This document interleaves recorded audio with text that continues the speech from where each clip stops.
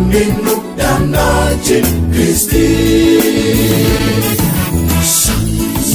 sao teny isika hifampandinika hampandroso fitiavana sarako sao teny isika hifampandinika hampandroso fitiavana sarako.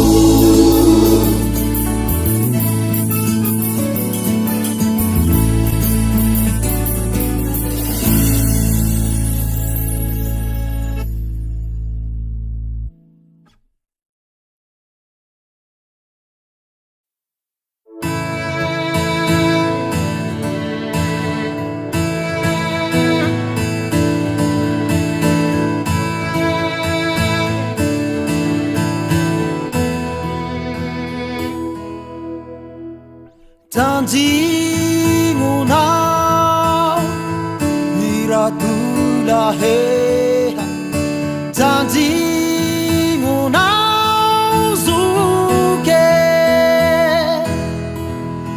Jesus inangafate antika olo yabetumba hifankateha mifankatiava lambu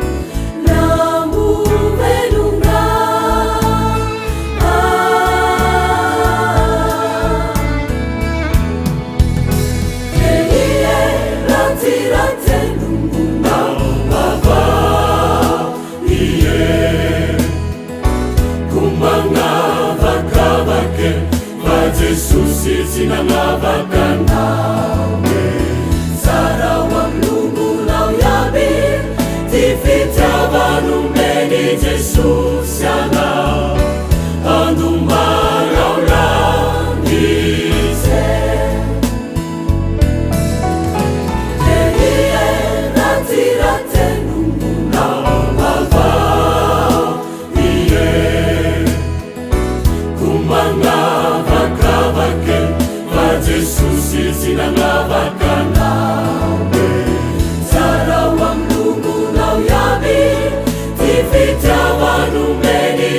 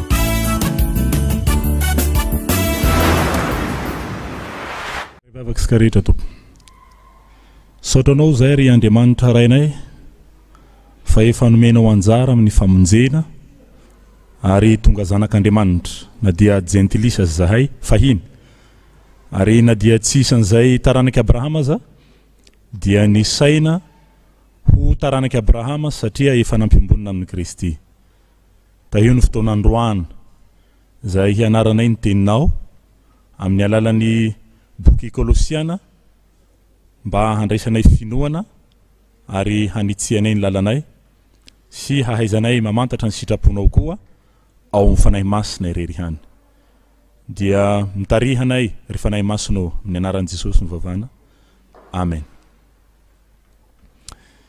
Miara-mantsika rehetra ry havana nahazo izao fotoana izao ahafahantsika mianatra ny tenin'Andriamanitra miarahaba koa ny mpikambana rehetra amin'ny zanaky ny fiangonana Loterana-Malagasy izay mpitserasera amin'ny Facebook ka miara manaraka izao fampianarana izao.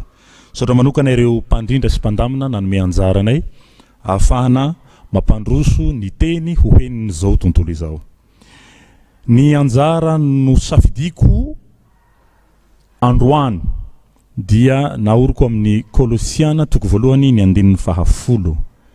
Ny Kolosiana toko voalohany ny andinin'ny fahafolo izay mivaky toy izao amin'ny anaran'i Jesosy mba handehananareo mendrika ny tompo manao ny sitrapony amin'ny zavatra rehetra mahavokatra amin'ny asa tsara rehetra sady mitombo amin'ny fahalalana tsara an'Andriamanitra ka ny hoe mahavokatra amin'ny asa tsara rehetra no lohatenin'izao fampianarana izao.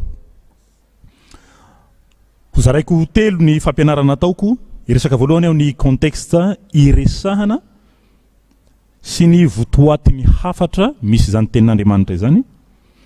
Ny faharoa dia ireo teboka lehibe mifamatotra amin'ny Kolosiana toko voalohany andinin'ny fahafolo na ny marimarina kokoa mifamatotra amin'ilay teny notsongaina manokana ao amin'izany Kolosiana toko voalohany andinin'ny fahafolo zany hoe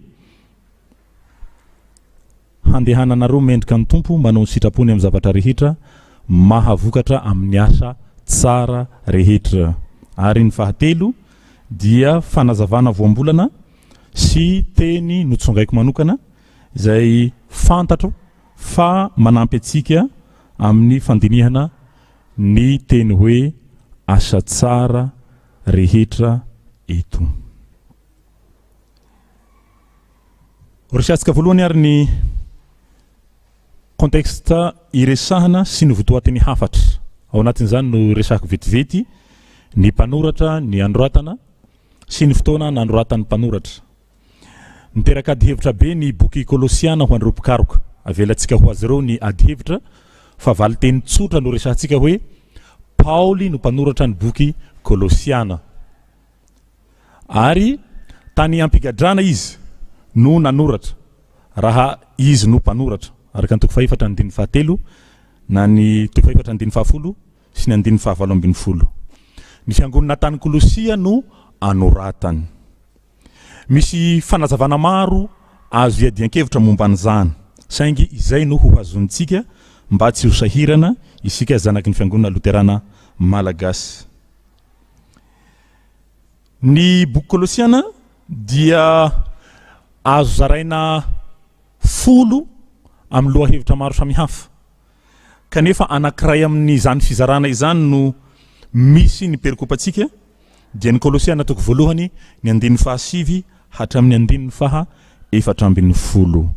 Ny toko voalohany ny 9 hatramin'ny 470 eo zany sika no hiresaka sy hianatra avelatsika ho any hafa indray ny toko sy andininy hafa na dia ampiasaitsika ihany zany hanamafisatsika hevitra sy hanampy atsika amin'ny fanazavana ho vakiko ny toko voalohany andiny fahasivy hatramin'ny 470 amin'ny Kolosiana noho izany izahay koa dia tsy mitsahatra mivavaka sy mangataka ho anareo hatramin'ny andro nandrenisanay mba ho fenoina ny fahalalana ny sitrapony ianareo amin'ny fahindrena sy ny fahazavan-tsaina rehetra avy amin'ny fanahy mba handehanareo mendrika ny tompo manao ny sitrapony amin'ny zavatra rehetra mahavokatra amin'ny asa tsara rehetra sady mitombo amin'ny fahalalana tsara an'Andriamanitra mba hampahatanjahina amin'ny hery rehetra araka ny herin'ny voninahiny ianareo ka hanana ny faharetana rehetra sy ny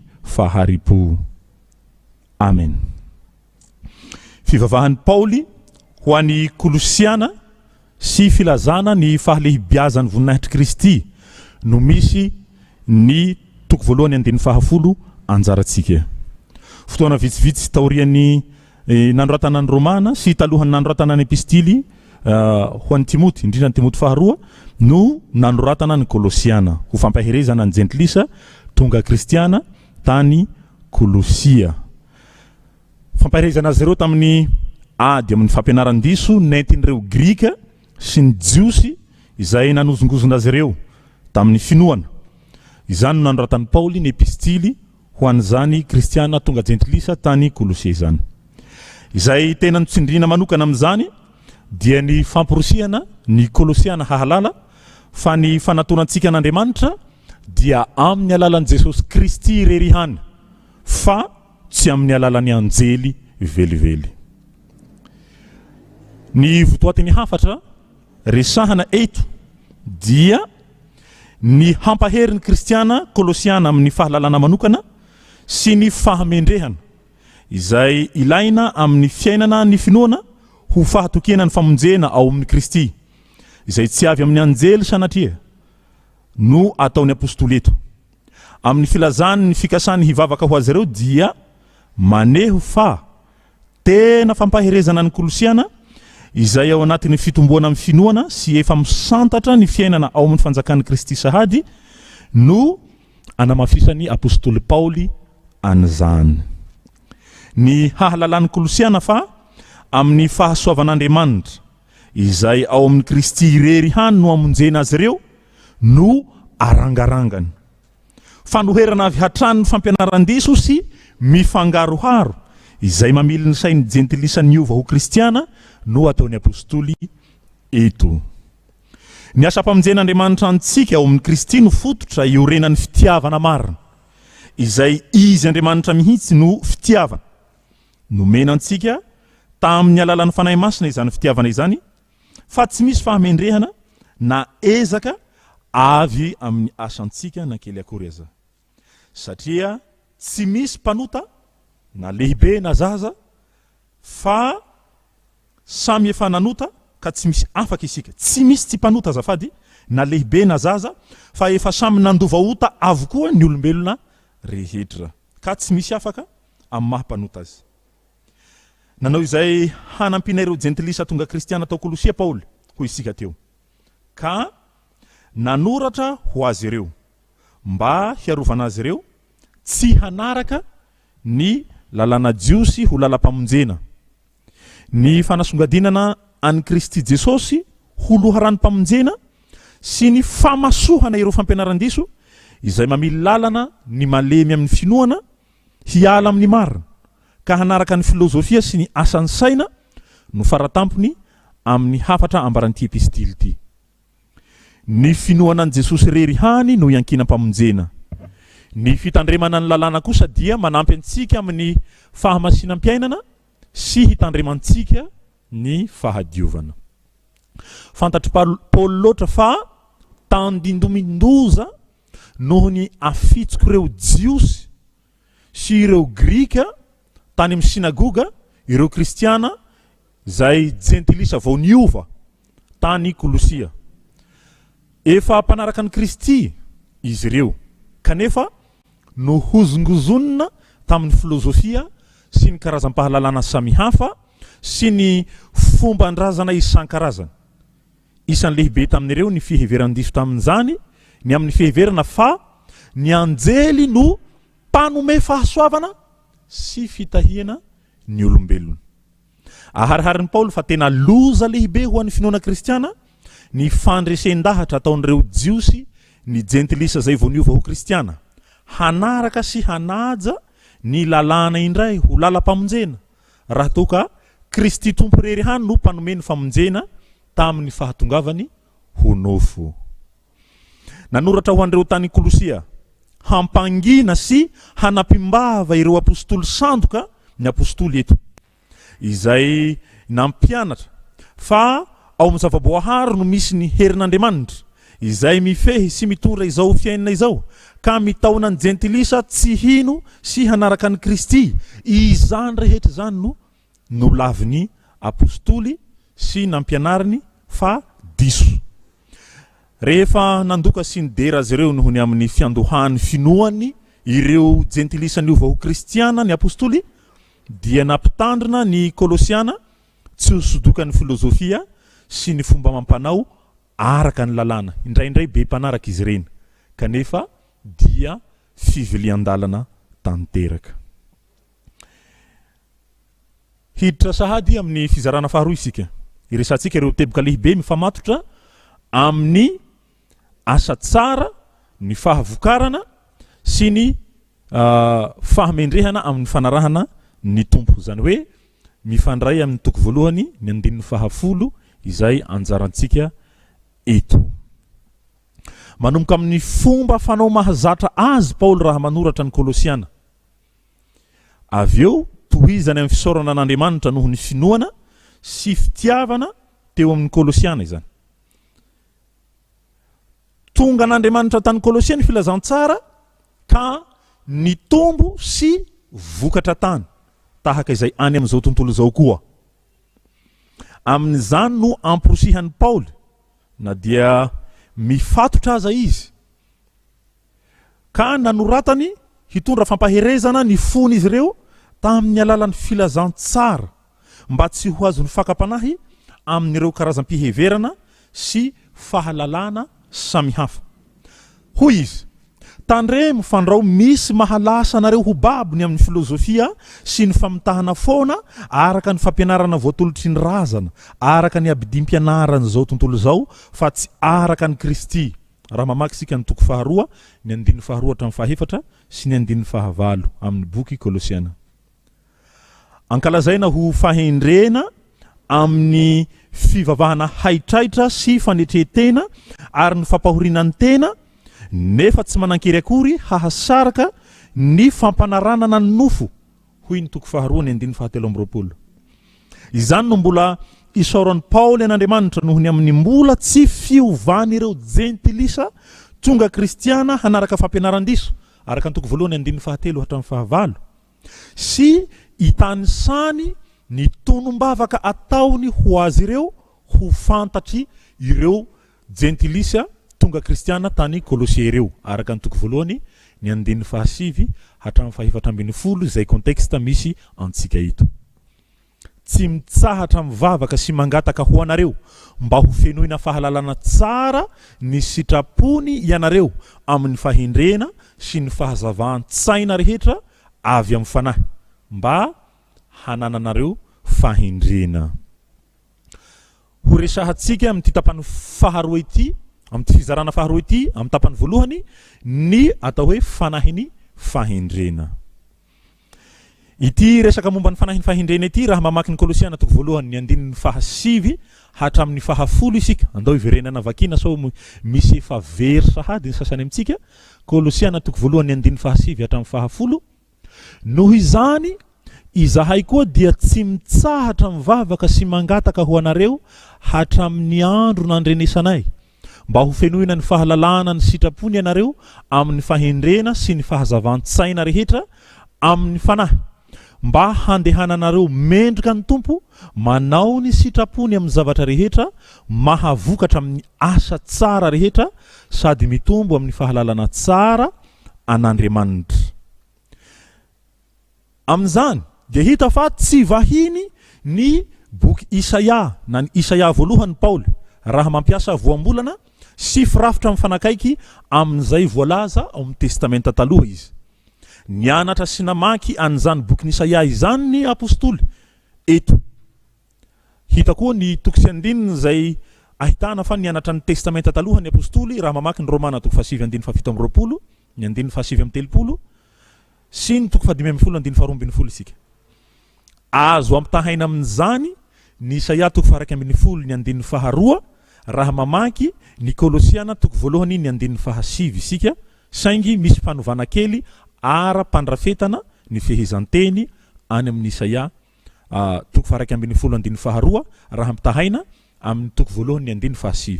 Ary satria ny Isaia no voasoratra voalohany dia ny Kolosiana zany no nisy fanovana ara-pandrafetana. Inona ny voalaza ao amin'izany Isaia toko 1:12 zany. Ary ny fanahin'i Jehova hitoetra ao aminy dia ny fanahin'ny fahindrena sy ny fahazavan-tsainy, ny fanahin'ny fanoloran-tsaina sy ny faherezana, ny fanahin'ny fahalalana sy ny fahatahorana an' Jehova. Izao kosa ny voalaza amin'ny toko voalohany 7 amin'ny Kolosiana anjarantsika ito.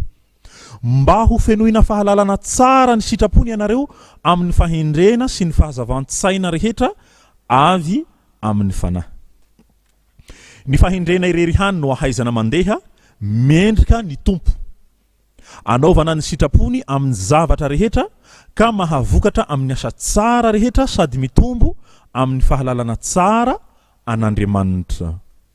Tohizan'ny Paoly amin'ny fanamafisana hoe hampifaliana ny fony amin'ny ampiraisana azy amin'ny fitiavana sy ho amin'ny hareny fahatokena be avy amin'ny fahazavan-tsaina ho amin'ny fahalalana tsara ny zava-miafina izay an'Andriamanitra dia Kristy. Raha mamaky sika ny toko 2, 2 sy ny 3. Koa dia fanoroana ny Kolosiana ny tena fahindrena no ataony apôstoly amin'izany vavaka ho azy ireo izany. Izany koa no mandrafitra ny heviny hafatra rehetra manerana ny epistily.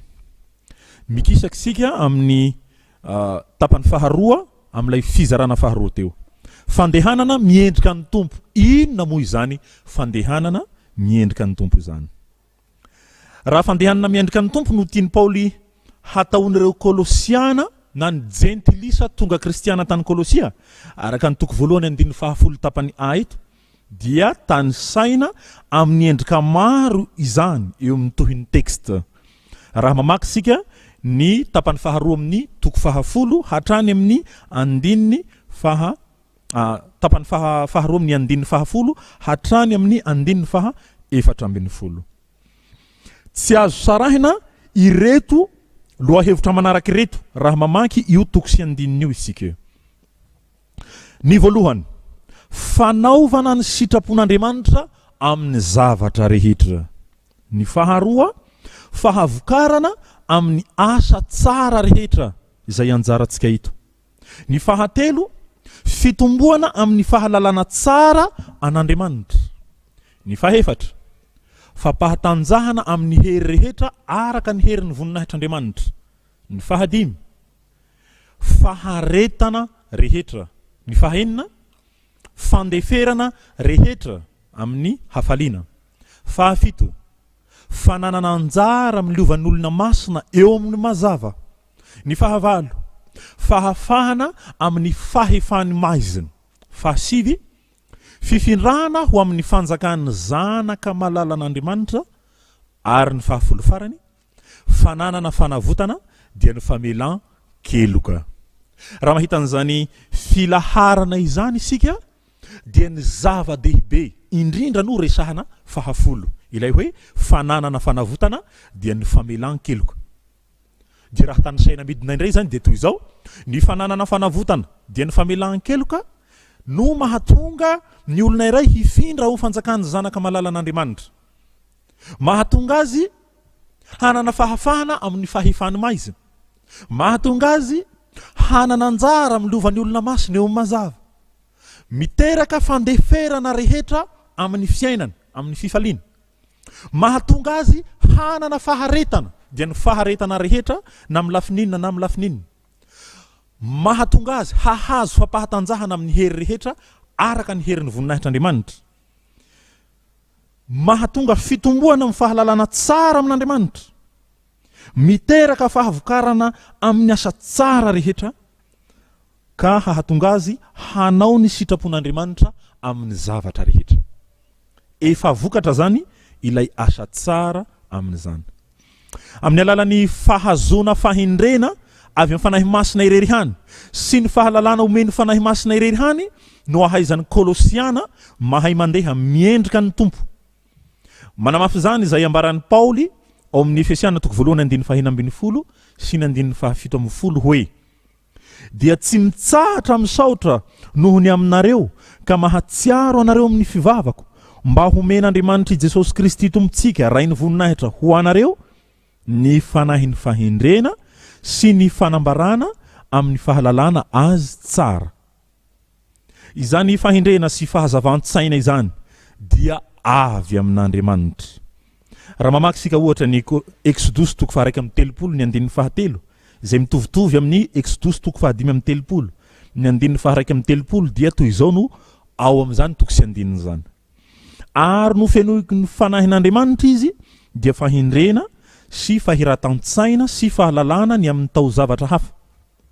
Ka efa no fenoy ny fanahin'Andriamanitra dia fahindrena sy fahiratan-tsaina sy fahalalana ny amin'ny tao zavatra samy hafa. Toy izany koa no hita ao amin'ny Isaia 1:12 ary ny fanahin'i Jehova hitoetra ao aminy dia ny fanahin'ny fahindrena sy ny fahazavan-tsaina. Izany no mitondratsika ho amin'ny fanazavana ny tapany fahatelo amin'ity fizarana faharoa ity. Andriamanitra maniraka ny fanahy ho amin'izao tontolo izao.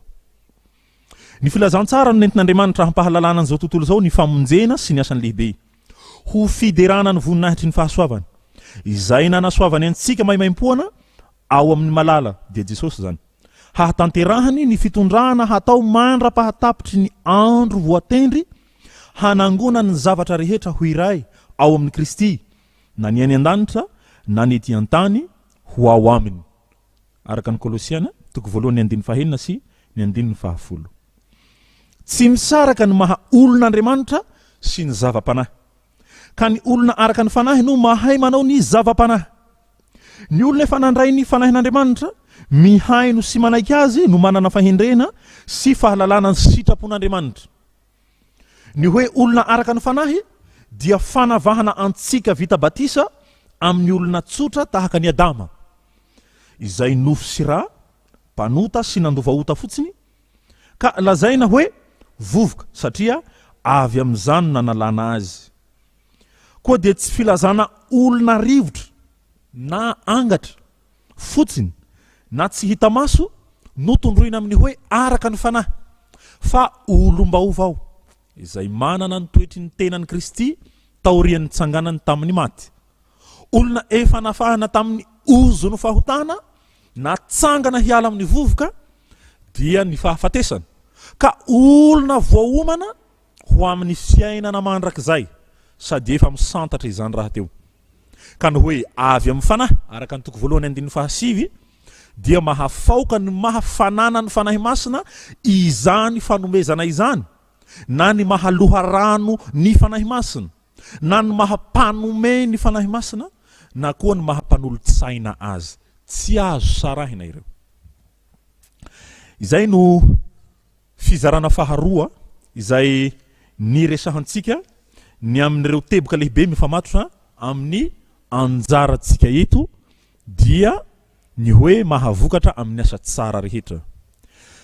Ny tapany fahatelo amin'izao fampianarana izao no iresahantsika ny fanazavana ireo voambolana tsara ho hadihadiana manampy atsika hahazo ny toerany hoe asa tsara sy ny hoe mitombo ary ny fahalalana tsara an'Andriamanitra amin'ny anjarantsika eto. Raha mamaky ny 1:7-9 isika dia toy izao no voalaza ao. Araka ny efa renareo tamin'ny Epafra mpanompo namanay sady malala izay mpanompon'ny Kristy mahatoky eo aminareo. Izy koa no nanambara taminay ny fitiavanareo ao amin'ny fanahy. Fitiavana ao amin'ny fanahy na fitiavana ao amin'ny Kristy. Fitiavana kristiana izany ka fitiavana azo antoka. Hisy fiovana lehibe eo amin'ny tantara na ny tantarantany ka tsy tokony ho voatariky ny fakapanahy ny mino. Tsy mba miorona amin'ny tany sy ty fiainana mandalo ity ny fanantenany mino, fa ao amin'ny fahasoavan'Andriamanitra irery ihany. Na ao amin'ny fahasoavan'Andriamanitra marina irery ihany. Izany no antony fahavokarany sy fitomboany amin'ny asa tsara. Tsy mila anjely fa ampy ho antsika ireo mpanompon'Andriamanitra izay mitory sy mampianatra ny tenin'Andriamanitra. Raha ny fampitahakafatra no resahana. Olombelona no nomena fahefana hitory sy anambara ny hafatry ny famonjena. Ka na ny jamba, na ny marenina, na ny mandringa, na ireo zay manana kle maratsaina, na ny olona mihevitra ny tenany fa ho salama, dia samy manana anjara amin'izany tory-teny izany. Isika eto amin'ny ZFLM manokana dia misaotra an'Andriamanitra, manana an'ireo mpiara-miasa izay manao ny teny tanana, mampita ny hafatra amin'ireo manana fahasahiranana amin'ny fihainoana. Lehibe sy azo antoka ny fitiavana ao amin'ny fanahy izay ananany mino. Io fitiavana marina sy azo antoka io ihany no ahefana ny asa tsara rehetra. Miditra isika amin'ny toko voalohany ny andininy fahasivy izay manakaiky ny anjarantsika ito. Ny tapany voalohany ahitantsika ny hoe izahay dia tsy mitsahatra mivavaka sy mangataka ho anareo. Torohevitra sy fampaherezana feno no ambaran'ny apôstoly amin'izany. Tsy amin'ny andro vitsy na mandalo fotsiny no mivavaka ho anareo na ho an'ny fiangonana tany Kolosia ny apôstoly, fa mitohy amin'ny fotoana rehetra. Mariky ny fitiavana izany. Fahatsiarovana ambavaka tsy mitsahatra ka sady manamafy fa mbola tsy tonga amin'ny farany ny fotoana iainan'ny Kolosiana, no mbola manindry fa ety antany miady izy ireo. Ny hoe mba ho fenoina dia manazava fa fangatana sy faniriana, saingy tsy hoe zavatra mbola irina fa efa azo raha teo. Ny zavatra efa azo no irina hananany ireo any Kolosia. Ny tsy fahampiana sy ny fahafenoana mandra-pahatonga ny mino any amin'ny fahatanterahana no antony vavaka eto. Asehony apôstoly fa tsy mba reraky ny mivavaka ho azy ireo izy, sady midera sy mankasitraka azy ireo amin'ny fiaretany sy ny tsy fialany amin'ny finoana izay efa noraisin'izy ireo tamin'ny teny notoriana. Ny teny efa notoriana no fototra, ary fanamafisana izay efa noraisin'izy ireo ny vavaky Paoly eto, mba tsy ho finoana mitoepona fa finoana iainana sy miasa no ao amin'ny Kolosiana, ka hanao asa tsara sy marina izy ireo. Ny tapany faharoa amin'ny andininy fahasivy eto dia ahitantsika ny hoe fahalalana tsara ny sitrapony na ny sitrapon'Andriamanitra. Inona moa izany sitrapon'Andriamanitra izany? Ny sitrapon'Andriamanitra dia ny hahalalantsika an Jesosy sy ny hahafantarantsika fa tsy amin'ny alalany anjely no amonjenantsika fa amin'ny Kristy irery hany.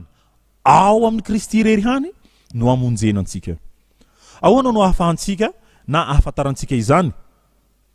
Amin'ny alalan'ny fampianaran'ny fanahy masina irery hany. Fa amin'ny fahendreny izao tontolo izao na amin'ny asan'ny saina dia tsy mahavita ninninona isika.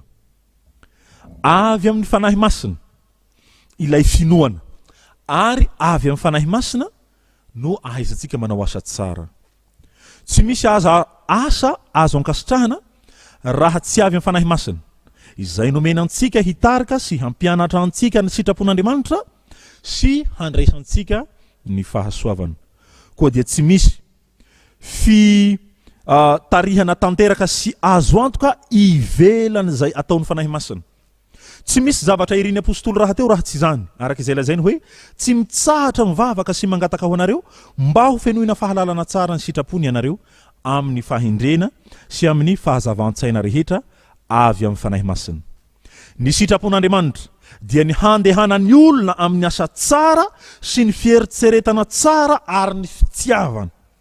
Ka ny fanahy masina irery hany no mahay mamboly izany ao am-po hahatanterahantsika ny sitrapon'Andriamanitra. Ny anjarantsika eto amin'ny tapany voalohany dia ahitana ny hoe mba handehananareo miendrika ny tompo. Resaka fahamendrehana izay efa hita any amin'ny andininy faha-enina amin'ny bokin'ny Kolosiana toko voalohany ity.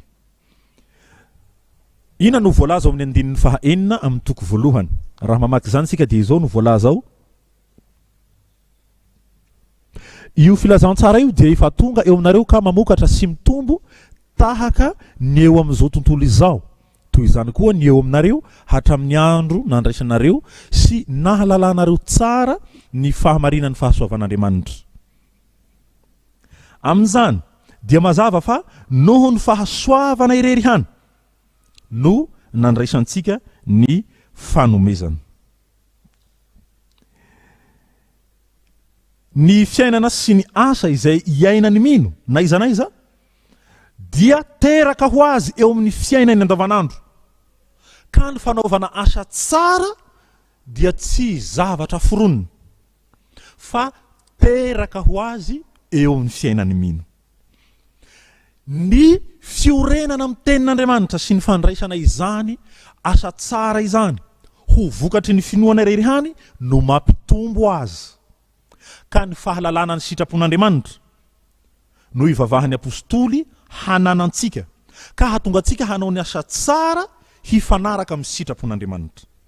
Mendrika ny mahazanak'Andriamanitra, mijoro amin'ny finoana marina, mitombo hery avy amin'ny fampaherezan'ny fanahy masina isika amin'izany fanaovana ny asa tsara izany.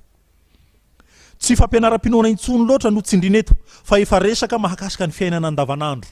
Arak'izay mitana saitsika tamin'ilay lohahevitra 10 izay mifamatotra dia vokatra fahasivy noho ilay fanavotana nataon'ny Kristy no raisiny mino ny fanaovana asa tsara. Vokatra fahasivy. Misy zava-dehibe 8 zany manelanelana azy dia milahatra fahasivy ny fanaovana asa tsara. Noho ny fahasoavan'Andriamanitra irery hany ho isika teo no ahefahantsika an'izany ka asaina hanao asa tsara isika amin'ny alalan'ny filazana hoe mankahalany ratsy mifikira amin'ny tsara. Saingy mbola mivavaka amin'ny hanaovana izany asa tsara izany koa isika na ny apôstoly ka tsy mitsahatra mivavaka ho antsika izy na isika koa tsy mitsahatra mivavaka ho an'ny namantsika. Handehanantsika araka ny sitrapon'Andriamanitra amin'ny asa tsara sy ny teny rehetra ataontsika. Koa ny fanaovana asa tsara izany dia tsy ezaka hitadiavana fahamendrehana na hanatonana an'Andriamanitra fa teraka avy amin'ny finoana sy ny fanantenana ary ny fandraisana ny famonjena tamin'ny fanavotan'i Kristy irery hany. Ny vokatra izay tafiditra amin'ny anjarantsika eto ihany koa hoe manao ny sitrapony amin'ny zavatra rehetra mahavokatra amin'ny asa tsara rehetra. Ny ahy dia nadikako hoe vokatra satria raha hatao hoe mahavokatra dia alaim-panahy isika hihevitra fa ezaka avy amintsika ilay famokarana. Fa raha lazaina hoe vokatra dia tanteraka na teraka avy amin'ilay fahasoavana zany. Manao izay ankasitrahan'Andriamanitra amin'ny zavatra rehetra ny mino. Zany hoe mahavokatra sy mamoa amin'ny alalan'ny asa tsara noho ny fahalalana an'Andriamanitra. Misy fanazavana misy kokoa ny hevitry Paul takona any amin'ny toerakafa amin'ny asa sorany ity resaka momba ny hoe vokatra ity. Ny fanomezan'Andriamanitra hery ny mino hanao ny sitrapony sy ny fanampiny ary ny fampahatanjahany azy amin'ny alalan'ny fampianarana, fahindrena sy fanomezana azy feno ny fahasoavany no hahalalany mino an'Andriamanitra. Kanefa tsy antery zany fa antsitrapo. Izany no antony ivavahany na ivavahany apôstoly ho an'ny Kolosiana mba ho fenoina fahalalana tsara ny sitrapon'Andriamanitra amin'ny fahindrena rehetra sy ny fahazavan-tsaina rehetra avy amin'ny fanahy ka handehanan'izy ireo miendrika an'Andriamanitra amin'ny zavatra rehetra. Mitombo amin'ny fahalalana tsara an'Andriamanitra ny mino. Efa nandray fahasoavana ny fiangonana tany Kolosia na ireo jentilisa zay tonga kristiana, ka efa tanteraka sady efa olom-boavonjy. Kanefa tsy mitsahatra mivavaka sy mangataka ho azy ireo kosa mba ho fenoina amin'ny fahalalana tsara ny sitrapon'Andriamanitra izy ireo amin'ny fahindrena sy ny fahazavantsaina avy amin'ny fanahy masina izay ataony apôstoly. Misy zava-miafina maro zay mbola nafenina tamin'ireo apôstoly izay nozarain'izy ireo ho any hafa avy tamin'izay efa noraisiny hany. Tsy mahagaga fa efa voalaza any amin'ny testamenta taloha ny hisiany zany. Ny fanahin Jehova zarainy ho any olona rehetra, tsy ankanavaka. Ny fahazahoan'ny jentilisa ny finoana sy ny fanantenana amin'ny Kristy dia tena fisehoan'ny herin'ny voninahitr'Andriamanitra izay fototra entiny mino manao ny asa tsara sy miaritra ny fahoriana ary miady amin'ny fampiviliana samihafa. Mamarana sahady isika, inona no hafatra lehibe omenantsika miainga amin'ny toko sy andininy izay novakitsika teo. Ny hafatra lehibe dia ny hanekentsika fa tsy misy ezaka avy amintsika izay ankasitrahan'Andriamanitra raha tsy efa novonjena isika. Ny famonjena nataon'Andriamanitra tamin'ny alalan'ny fanavotana vitan'ny Kristy ho anao no anananao anjara amin'ny famelan-keloka. Ary rehefa voavela heloka isika, afaka amin'ny ozo ny fahotana, afaka tamin'ny fahotana ny lovana, afaka tamin'ny fanandevozan'ny devoly, efa nafahan'Andriamanitra tamin'ny fanandevozan'ny ota sy ny nofo isika, dia afindra ao amin'ny fanjakany zanak'Andriamanitra. Ampidirina ao amin'ny Jesosy isika teo amin'ny batisa, ampiraisina aminy isika, ka manana fahafahana amin'ny fahefany maizana tonga zanaky ny mazava. Manana anjara amin'ny fiainana mandrakizay isika, tonga zanak'Andriamanitra isika. Tsy azotsika atao intsony ny miteny hoe mbola nofo, olombelona miloloha lanitra, olombelona mandia tany, fomba fiteny diso zany. Fa olona mandresy ny fakapanahy rehetra, olona maharitra ny fahoriana rehetra, ary olona mifaly amin'ny fizahan-toetra isika. Olona manana faharetana ny mino, satria nomena fampahatanjahana avy amin'ny herin'ny fanahy masina. Nomena antsika izay efa zanak'Andriamanitra teo amin'ny batisa ny fanahy masina. Fanana ny mino ny fanahy masina. Ao aminao izy, mitarika anao izy, mampianatra anao izy. Ny fibebahana dia ampianaran'ny fanahy masina. Ny fanenenana noho ny ota dia ampianaran'ny fanahy masina. Ny fankatoavana an'Andriamanitra dia taridalana avy amin'ny fanahy masina. Ny fandehanana amin'ny lalan'ny fahamarinana dia torohevitra avy amin'ny fanahy masina. Ary ny fahatratrarana, ny tanjona dia asan'ny fanahy masina irery hany. Mitombo amin'ny fahalalana tsara an'Andriamanitra ny olona tarihiny fanahy masina, ka manana hery hoentina mamokatra asa tsara. Manao ny asa tsara izy, kanefa mila mitandrina. Mila mitandrina izy, indrindra amin'izao andro ankehitriny mampaniry toy ny anana ny fiangonana izao. Fa moa ve ilay filazantsarany Kristy tokoa no miely sy mivelatra sa filazantsara hafa? Sao sanatria fampianarana sandoka sy filazantsara tsy izy akory no mameno any Madagasikara. Mampahatsiaro antsika lay asa lehibe nataon'ilay mpanakanto malaza izay pitarika ny US for Africa, ilay nitarihin'ny Michael Jackson, namirina vola mahatratra hatrany amin'ny 500 tapitrisa dolara ho any Afrika izany. Asa tsara zany. Ary mahataitra an'izao tontolo zao, mampilendalenda olona maro. Izany ve ilay asa tsara andrasana amintsika? Tsy ratsy zany asa lehibe vitan'ny mpanakanto zany. Fa teraka avy amin'ny finoana ve zany? Hanomezam-boninahitra an'Andriamanitra ve zany? Samy mamaly ny fanontaniana isika. Sao fiangonana efa nivilalana no arahintsika, sao fomba mampanao ivelany no asolontsika an'ilay hazo fijalian'i Kristy izay namonjena antsika. Isika Loterana moa dia manindry mafy fa ny hazo fijaliana rerihany no torinay, io rerihany no teolojianay. Ka ny fanamarinana, ny fanavotana, ny fanafahana, ny famonjena, ny fampihavanana amin'Andriamanitra dia teo amin'ny hazo fijaliana no nahazahoantsika izany. Ary teo amin'ny hazo fijaliana koa no nandevonana ny ota sy ny ozona rehetra, ny sazinota rehetra, ny heloka rehetra, ny tsy fahatanterahana rehetra, ny fahalemena rehetra. Eo amin'izany hazo fijaliana izany no andevonana azy. Ary ny fahafatesana dia efa nentin'i Kristy. Ny aretina rehetra dia efa ny aretan'i Kristy. Ka rehefa nitsangana tamin'ny maty izy dia aresitsika izany rehetra izany. Sao anarana sy firazanana no sisa ireharehantsika. Zanaky ny fiangonana Loterana-Malagasy, zanaky soatanany, zanaky farihimena, zanaky manolotrony, zanaky ankaramalaza. Sao anarana sisa no ireharehantsika. Fa ny finoana kosa dia efa very, ka finoana sandoka anao amintsika. Fivavahana amin'ny anjelo no ataonao. Lasa ny anaran'ireo evangelista zay natsoin'Andriamanitra hitoroteny sy hampaherin'ny malagasy tamin'ny andro sarotra sisa ny ivavahanao. Ny zavatry ny tany no ianteheranao. Amin'izao andron'ny Covid zao dia laim-panahiny maro.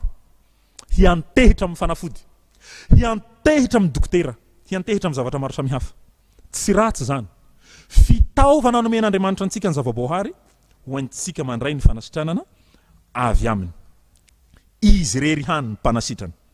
Mpitsabo ihany ny dokotera. Fitaovana entiny mitsabo ihany ny fitaovana maro samihafa sy ny fanafody isan-karazany. Andriamanitra irery ihany no mpanasitrana. Tandremo ny fanafody ampiasany ao sao fanafody avy amin'ny anjely, sao fanafody avy amin'ny olona hafahafa tsy azo antoka ka mivadoka ho fanompoatsampy. Matetika isika no manoratra anatin'ny taratasy fitadiavan'asa hoe mpiandry Loterana-Malagasy, diakona FJKM, mba ho moramora kokoa ny hazahoana ny asa. Tsy vitsy ny miezaka ho voatokana amin'ny asa fanompoana manokana toy ny mahampiandry ny mahadiakona. Sitrany hay mba vita mariazy malakilaky kokoa. Sao zavatry ny tany tahaka izany no ianteheratsika. Ka lasa mivadika ho kilalao lay fivavahana. Lasa fitaovana ho entina mitady ny zavatsoany tany hany ny finoana imatimatesantsika. Ka tsy mitombo amin'ny asa tsara isika. Tsy miaina ny finoana intsony isika fa efa very lalana. Noho ny tsy fahalalana an'Andriamanitra, noho ny finoana diso. Raha tonga teto Madagasikara, ny filazantsara ny Kristy dia namoara malagasy. Ary maro amintsika no mirehare hoe maheriny 20% malagasy no kristiana. Mitondra voa ho an'ny tenany ve ilay filazantsara? Mitondra voa ho an'ny ankohonany ve ny asa tsara izay ataony? Aveo raha tsy azo sakanana ny filazantsara hitantaratra amin'ny fiainan'ny malagasy ve izany? Tsy maintsy mijoro ho vavolombelon'ny finoana sy ny fanantenana ny mino amin'ny fiteny, amin'ny asa sy izay ataony rehetra, ary amin'ny hevitra sy ny fisainany manontolo, na amin'ny takona na ankarihara, na amin'ny maizina na amin'ny mazava. Ka tena diso ny filazana hoe na mahantra zahay dia falifaly Andriamanitra. Tsy marina izany. Mampalahelo an'Andriamanitra ny mahita ny Madagasikara mahantra. Mahonena an'Andriamanitra ny mahita ny malagasy tsy mihinan-kanina. Diso tanteraka isika raha milaza hoe falifaly Andriamanitra, raha zanak'Andriamanitra isika kanefa tsy mihinan-kanina. Tsy vavolombelona ao amin'ny rindrina efatry ny fiangonana ihany isika zanaky ny fiangonana Loterana-Malagasy. Tsy anarana voasoratra amin'ny boky mirakitra ny anaran'ny mpandray ny fanasan'ny tompo eo amin'ny fiangonana no zava-dehibe. Na ianao mpitarika sampana, na ianao isan'izay mafanafo eo amin'ny fiangonana. Fa tsy maintsy mivoaka ity velany, mitaona ny hafa ho tonga zanak'Andriamanitra. Izany lay asa tsara vokatry ny finoana.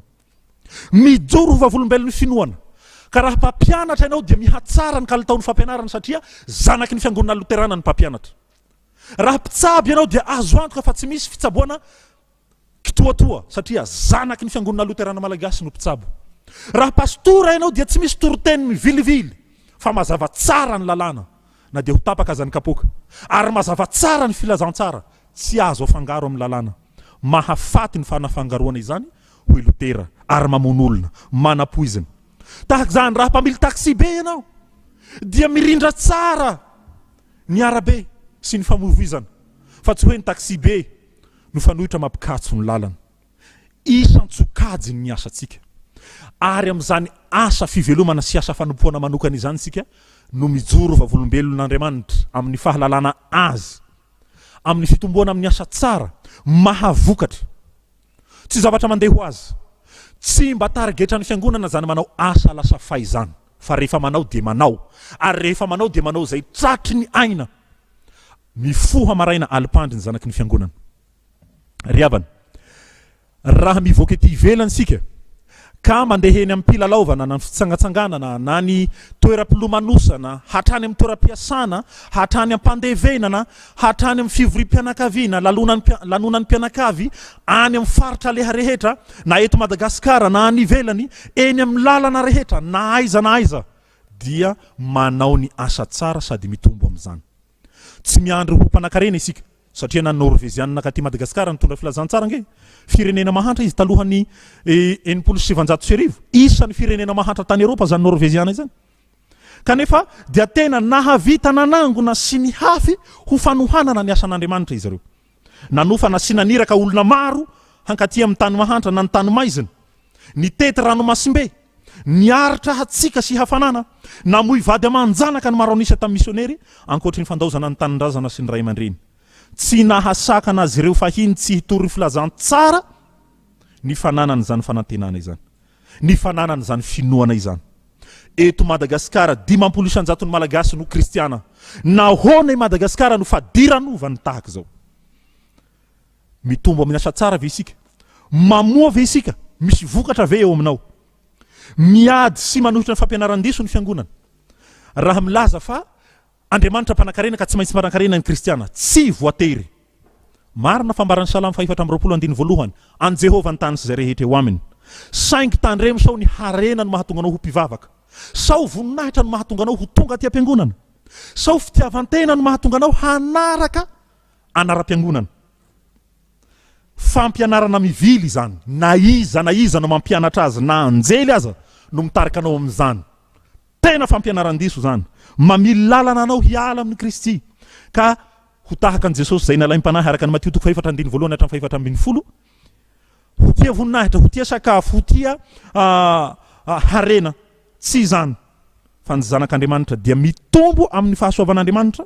amin'ny zavatra rehetra raha toroteny mitarika anao hatoky ny zavatry ny tany no fandrenao raha toroteny mitarika anao hahita vady fotsiny hahita asa fotsiny hahazo fahasalamana fotsiny no mitarika anao dia tena toroteny diso zany riavana raha manao ny asa fitoriana ny mino sady miaina sy miaritra fahoriana noho ny finoana sy ny fanantenana dia miakapeo izy midera ilay namonjy azy ka fa naty mpisaorana no ataony raha manao asa tsara izy tsy fitadiavana famonjena intsony fa efa azo ny famonjena tsy fitadiavana sitraka fa efa nakasitrahan'Andriamanitra izy tsy fitadiavana fanavotana fa efa vitan'ny Kristy ny fanavotana fandresena tsy ekeny zao tontolo zao izany tsy fantany zany ny mino ihany no manana an'izany ka raha famonjena amin'ny alalany anjelo ny anteheran'ny fiangonana na ireo zay Grika sy Jiosy tany Kolosia ahitsy ianao androany fa famonjena ao amin'ny Kristy rery ihany no azo antoka ary zany no miteraka asa tsara ankasitrahany io mason'Andriamanitra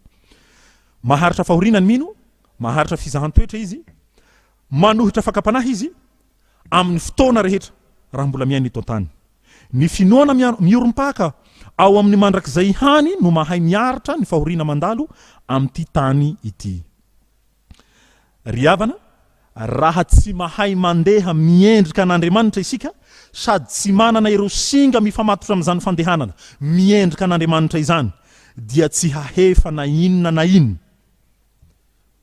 isika ihany no hanimba ny finoantsika amin'ny fanarahana ireo asan'ny saina sy mamily ny marina ka mamboly fampianaran-diso miorina amin'ny filozofia fahalalana fahendrena fisainana fomban-drazana izay mitera-doza raha alahatra amin'ny famonjen'i Kristy satria mety ho tako na tanteraka ny fahasoavan'Andriamanitra izay ao amin'ny Kristy lasa ho ambanin'ny zavatra ny fanasan'ny tompo sy ny batisa fa lasa ny harena ny firoborobo ny fiangonana ny hamariny voatokana ho mpiandry ny habeny olona lasa diakona ny hamariny pastora miasa sy ny fitombony volam-piangonana ary mampalahelo fa raha mivory ny komity mpiangonana atao mahisy tsara ny resaka matetika resabolana mandany fotoana ny fampianarana mitsotsoroka atao amin'ny fiangonana Loterana-Malagasy zara raha mahay soratra masina ny zanaky ny fiangonana Loterana-Malagasy mila miverina amin'ny maha Loterana isika ka miverina indray ny fampianarana soratra masina fa mampalahelo ny zanaky ny fiangonana mora viravirain'ireo fiangonana zandriny sy ireo karazam-pampianarana ndiso zay ataontsika hoe secte isan-karazana izy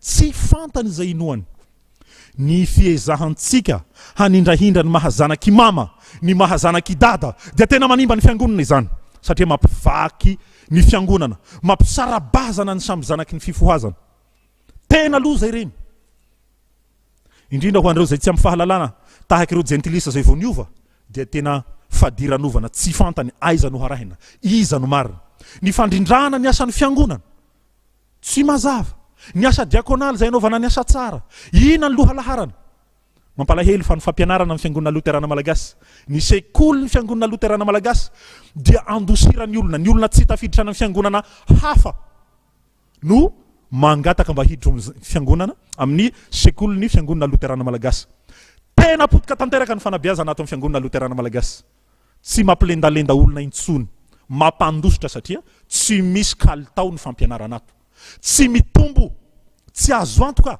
tsy mandroso fa izay mba vitan'ny missionnaire aza no simbaintsika mila mibebaka isika zary maivana eo anatrehan'ireo anjely ireo Jesosy raha tsy mitandrina isika ka lasa toereo fampianaran-diso sy ireo mpitarika sandoka no manana ny marina eo anatrehan'ny zanak'Andriamanitra zay manana ny fampianarana mandio ka ianareo zay mihizingizina ho Loterana hiringiriny dia mijoroa asehoy ny marina lazao ny mazava fa tena loza lehibe manimba ny firenena ny tsy fahaizana manaiky sy manaraka ny soratra masina rehefa tsy fahindrena fahalalana ary fahazavan-tsaina avy amin'ny fanahy masina no entsika manao ny asan'Andriamanitra sy manao ny asa tsara rehetra dia mivadika ho poizina izy rehetra ataontsika satria fitiavantsika tena fitadiavana sitraka fireharehana fieboeboana fisongadinana fanambanina ny hafa fanampepona ireo malemy fifanasana vangy fifandrahonana adiseza sy ny maro samihafa no mahazo toerana eto amin'ny fiangonana ny favoritisme no ihazakazahana mampalahelo zany tsy maintsy mangataka isika amin'Andriamanitra mba hanampahindrena hanana fahalalana hanana fahazavan-tsaina avy amin'ny fanahy masina mba hahefa ny sitrapon'Andriamanitra sy handeha mendrika ny sitrapon'Andriamanitra irerihana amen ivavaka isika tompoko saotranao zahay ry tomponay fa nahitsinao nomenao torolalana mazava amin'ny alalan'ny fampianarana ny finoana marina hahalalananao Andriamanitra handehananay miendrika anao tomponay hitomboanay amin'ny finoana hitomboan'ny vokatra anananay ary indrindra haharitanay amin'ny fampianaranao rerihany ry Jesosy Kristy tompo tehirizo ny zanaky ny fiangonana Loterana-Malagasy indrindra izay mpanaraka ny vondrona ZFLM amin'ny tambazotra tserasera mba hitombo amin'ny finoana ary ho tahaka ireo missionnaire fahiny zay nahandra ihany tsy nanakatao kanefa noho ny finoana dia nahatanteraka asa misiona lehibe ny joro vavolombelonao hatraty amin'ny faran'ny tany amin'ny anaran'i Jesosy ny vavahana amen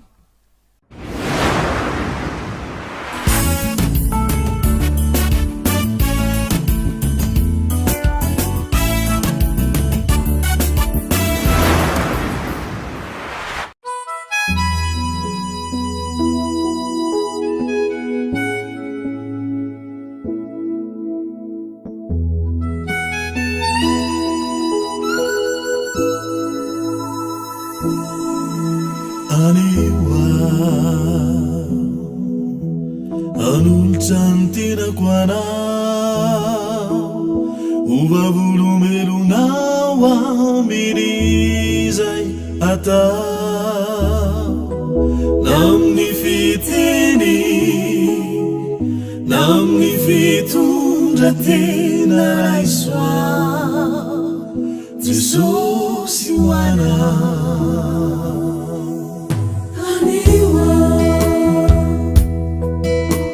Anultantinako anao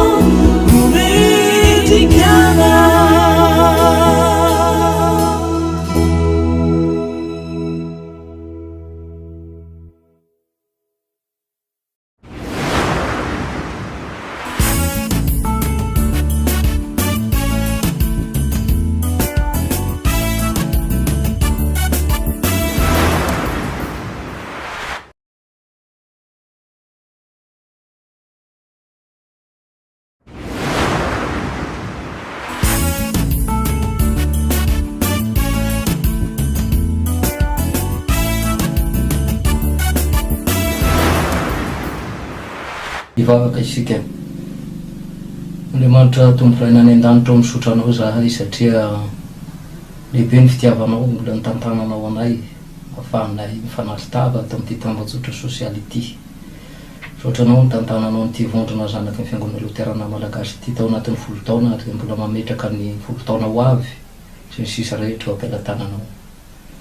Dia taio zany vondrona izany no anofanehoana ny voninahitra ao, mirapiratany voninahitra ao zay rehetra miseho sy hiadia-kevitra ao.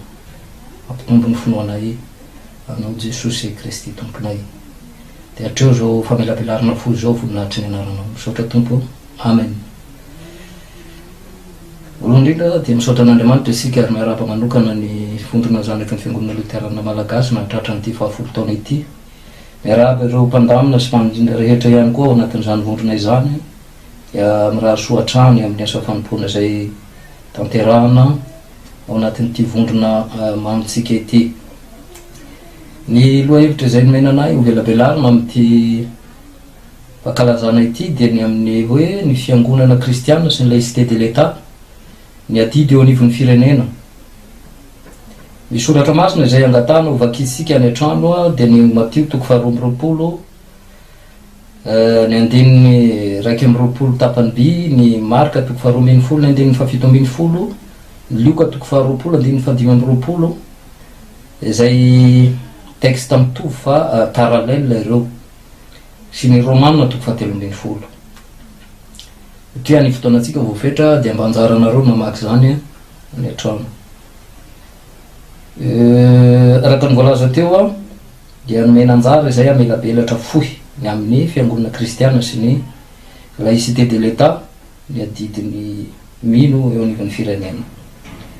Izany loha hevitra zany dia nivoaka avy amin'ny fangatahana sy fanontaniana napetraka ropo-kambana izay mizara roa tahaka izao. Voalohany ao amin'ny lalam-pandroana républicaine Madagasikara dia voalaza mazava ho ianareo, ary izany tokoa ny ao ny amin'ny laïcité de l'État, koa nahoana no miara-miasa sy mbola miara-miasa amin'ny fitondram-panjakana ny fandimby teto Madagasikara ny fiangonana kristiana. Ny faharoa dia mahakasika ny fiatrehan'ny mpino kristiana ny fiainam-pirenena, ny finoanan'Andriamanitra sy ny adidy eo anivon'ny firenena. Ohatra amin'izany ny mpino kristiana manao raha miaramila, azo atao ve zany raha miaramila izany. Ny fiangonana sy ny sosialim-bahoaka araka ny famaritany fitondram-panjakana azy. Mba ahafana mitondra fanazavana ny amin'ireo na dia mety tsy haresy lahatra atsika aza izay hoentina eto dia ho zaraina roa izao famelabelarina foy izao. Ka ao amin'ny tapany voalohany dia iresaka isika ny manodidina ny voambolana hoe laïcité de l'État, ary toy izany koa satria miresaka fifandraisan'ny fitondram-panjakana sy ny fiangonana isika dia iresaka fohy ihany koa momba ny antsoina hoe fanjakana roa. Martin Luther moa ny tena niresaka azy io. Raha mijery ny lalam-pandrenan'ny républicaine Madagasikara isika ao amin'ny andininy faharoa dia ahita izao fiteny manaraka izao, citation manaraka izao amin'ny andininy faharoa: ny fanjakana dia manamafy ny tsy fomban'ny aty sy ny aroa eo anatrehan'ny finoana samihafa. Ny tsy fampifangaroana ny fitondram-panjakana sy ny finoana eto amin'ny repoblika dia miankina amin'ny foto-kevitra mikasika ny fisarahan'ny raharaham-panjakana sy fikambanam-pivavahana ary ny solotenany. Ny fanjakana sy ny fikambanam-pivavahana dia tena tsy mahazo mifampisabatsabaka eo amin'ny sehatrasan'izy roa tsirairay avy. Tsy misy mihitsy lehibe n'androm-panjakana na membre amin'ny gouvernemanta afaka miditra any amin'ny ambaratonga-pitariana ny fikambanam-pivavahana iray. Raha tsy izany dia azo ny fitsarana avy mbola-pandrenana nataony manongana azy na heverina ho toy ny mpametra-pialana avy hatrany amin'ny asany na ny raharany izy. Araka voalaza io zany dia mazava tsara ny amin'ny foto-kevitra mikasika ty maha laïque ny fanjakana na ny laïcité de l'État ity. Dia izao samy mahaleo tena ary tsy mifampisabatsabaka eo amin'ny fitondran-draharaha ao anatiny, ao aminy na ny fanjakana na ny fikambanam-pivavahana izay voalaza eto. Ary nisy zava-dehibe hita eto ny amin'ny filazana na fanapitra anterana fa tsy azon'ireo izay manana andraikitra ao amin'ny fitondram-panjakana, lehibe n'androm-panjakana na membre amin'ny gouvernemanta, ny hiditra hitantana na hitarika ny raharaha eo amin'ny fikambanam-pivavahana anankiray.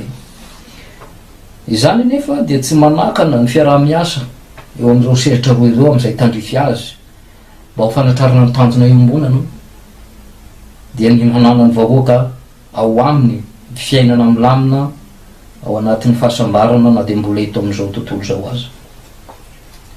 Ny zavatra tsara petraka voalohany indrindra eto araka izany dia tsy ny fiangonana kristiana irery no voaresaka ao anatin'ny andininy faharoa io, fa ny antom-pivavahana rehetra na inona karazana na inona, fa no ny tontolo misy atsika atao amin'ity vondrona ity voafaritra ao anatin'ny antsoina hoe fiangonana kristiana amin'ny ankapobeny. Ary fiangonana Loterana raha atao mahitsy kokoa ny resaka dia ndeha izay mahakasika asika no asiana resaka eto.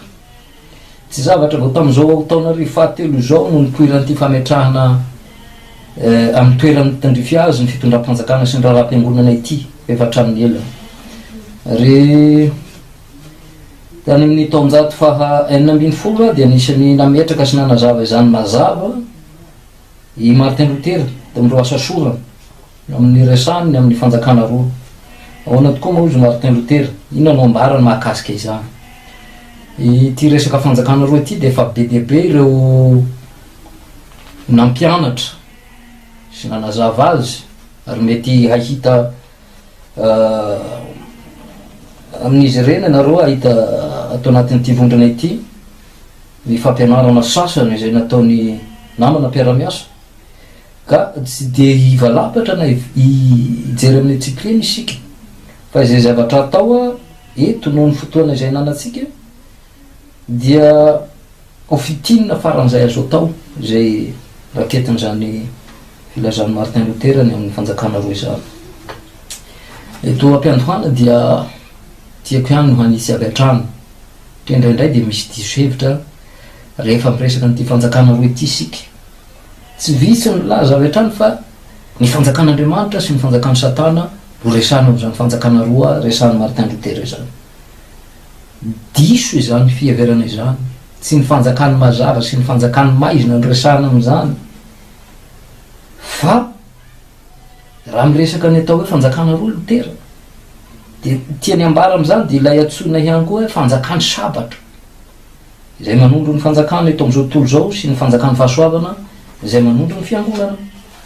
Ary ambarany mazava tsara fa ireo fanjakana roa ireo, na ny fanjakany sabatra na ny fanjakany fahasoavana, dia samy avy amin'Andriamanitra izay hoarina amin'ny tanana havia izay tanana havanan'Andriamanitra. Ary eo amin'izany fanjakana roa zany Andriamanitra no mampiasa ny masony sy ny sofiny amin'ny fitondrana izao tontolo izao izay no hariny. Na dia samy Andriamanitra azy ny loharan'ny mpiran'ireo fanjakana roa ireo dia internet fa tsy azo afangaro izy ireo. Ny fanjakany sabatra izay hoarina amin'ny tanana havian'Andriamanitra dia mametraka olon'Andriamanitra hampiatra ny lalàna sy hampisy ny filaminana, ny firindrana eo anivon'ny firenena. Manafay ary manasazy ireo izay mihoapefika manakorotana ny fiarahamonina sy ny firenena, ary indrindra ihany koa miaro ny vahoaka ao aminy manoloana izay mety olana mitranga. Toy izany ihany koa ny fanjakan'ny fahasoavana izay hoarina amin'ny tanana havanan'Andriamanitra. Mametraka olona ihany koa Andriamanitra ao amin'izany fanjakan'ny fahasoavana izany hiandraikitra sy tolorana fahefana hitantana izany. Ny fahefana nomena sy omeny amin'izany dia ny zaran'ny teny sy ny sakramenta izay mamelombelona ny ampanany olona ka handraisan'izy ireo ny fahasoavana dia ny famonjen'i Jesosy Kristy zany. Ao amin'ny confession augustana article 720 dia mazava tsara ny andraikitra sy ny fahefana izay nomena ny fiangonana dia izao: ny adidin'ny fiangonana dia ny mitoro ny tenin'Andriamanitra sy mizara ny sakramenta ka tsy salovana amin'ny raha hafa toy ny fanombanam-panjakana, ny fanafoanana ny lalam-panjakana na makany amin'ny fankatoavana. Raha misy manao izany dia tsy hananany avy amin'ny hafatra ny filazantsara izany fa avy amin'ny olona kosa.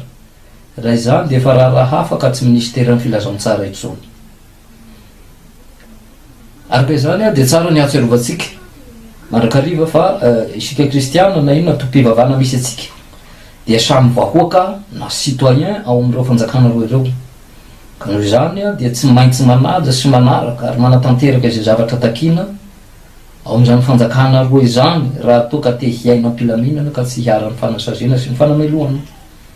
Tsy misy azontsika hialana ireo andraikitra izay takiana ao amin'ireo fanjakana roa ireo na iray aza, fa ny tsy fanaovana izany dia mahameloko eo anatrehan'Andriamanitra izay hany tompon'ny fahefana ka manolotra izany amin'ireo mpitarika samy hafa ireo. Eny mety hiteraka dievitra be ao an-tsaisika ka mpisaviritaka eto ndray ny amin'ny hoe andraikitra izay nolazaina teo ka tsara faritana tsara izany.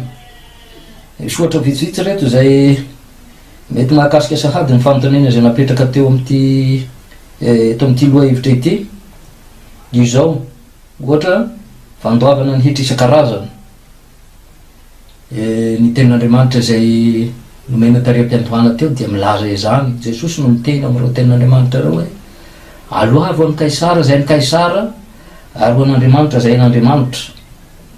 Ny manaraka fanaovana ireo asa fanompoana takiana, fanasoavana ny vahoaka sy ny firenena.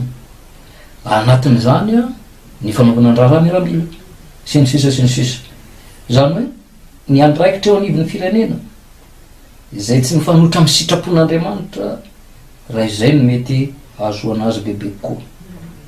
Everiko fa na dia tsy tena feno ahafahana mahazo ny amin'ny fanjakana roa azy izay voalaza zay, dia nahafahana kosa nandray izay tena zava-dehibe tsara ho fantatra ny aminy dia ny mahavy amin'Andriamanitra azy ireo.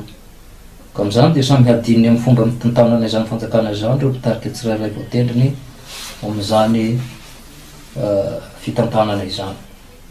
Dia ary soatsika amin'izay ireo fanontaniana napetraka ireo manodidina azy ity dia ny hoe ny mpino kristiana miatrika amin'ny fiainam-pirenena, ny finoanan'Andriamanitra sy ny adidy eo amin'ny firenena, ny fiangonana sy ny sosialim-bahoaka araka ny famaritany fitondram-panjakana azy. Efa jerena dia tombotovy ihany izay lazain'ny fanontaniana roa voalohany ka atambatra ny fanolorana ny andrana valiteny izay omena eto.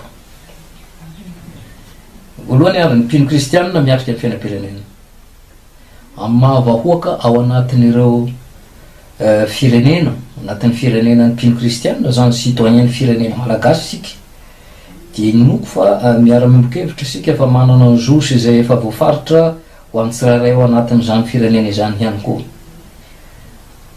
Azo ny kristiana taony mitaky izany zo izany raha toa ka sendra tsy atolotra azy.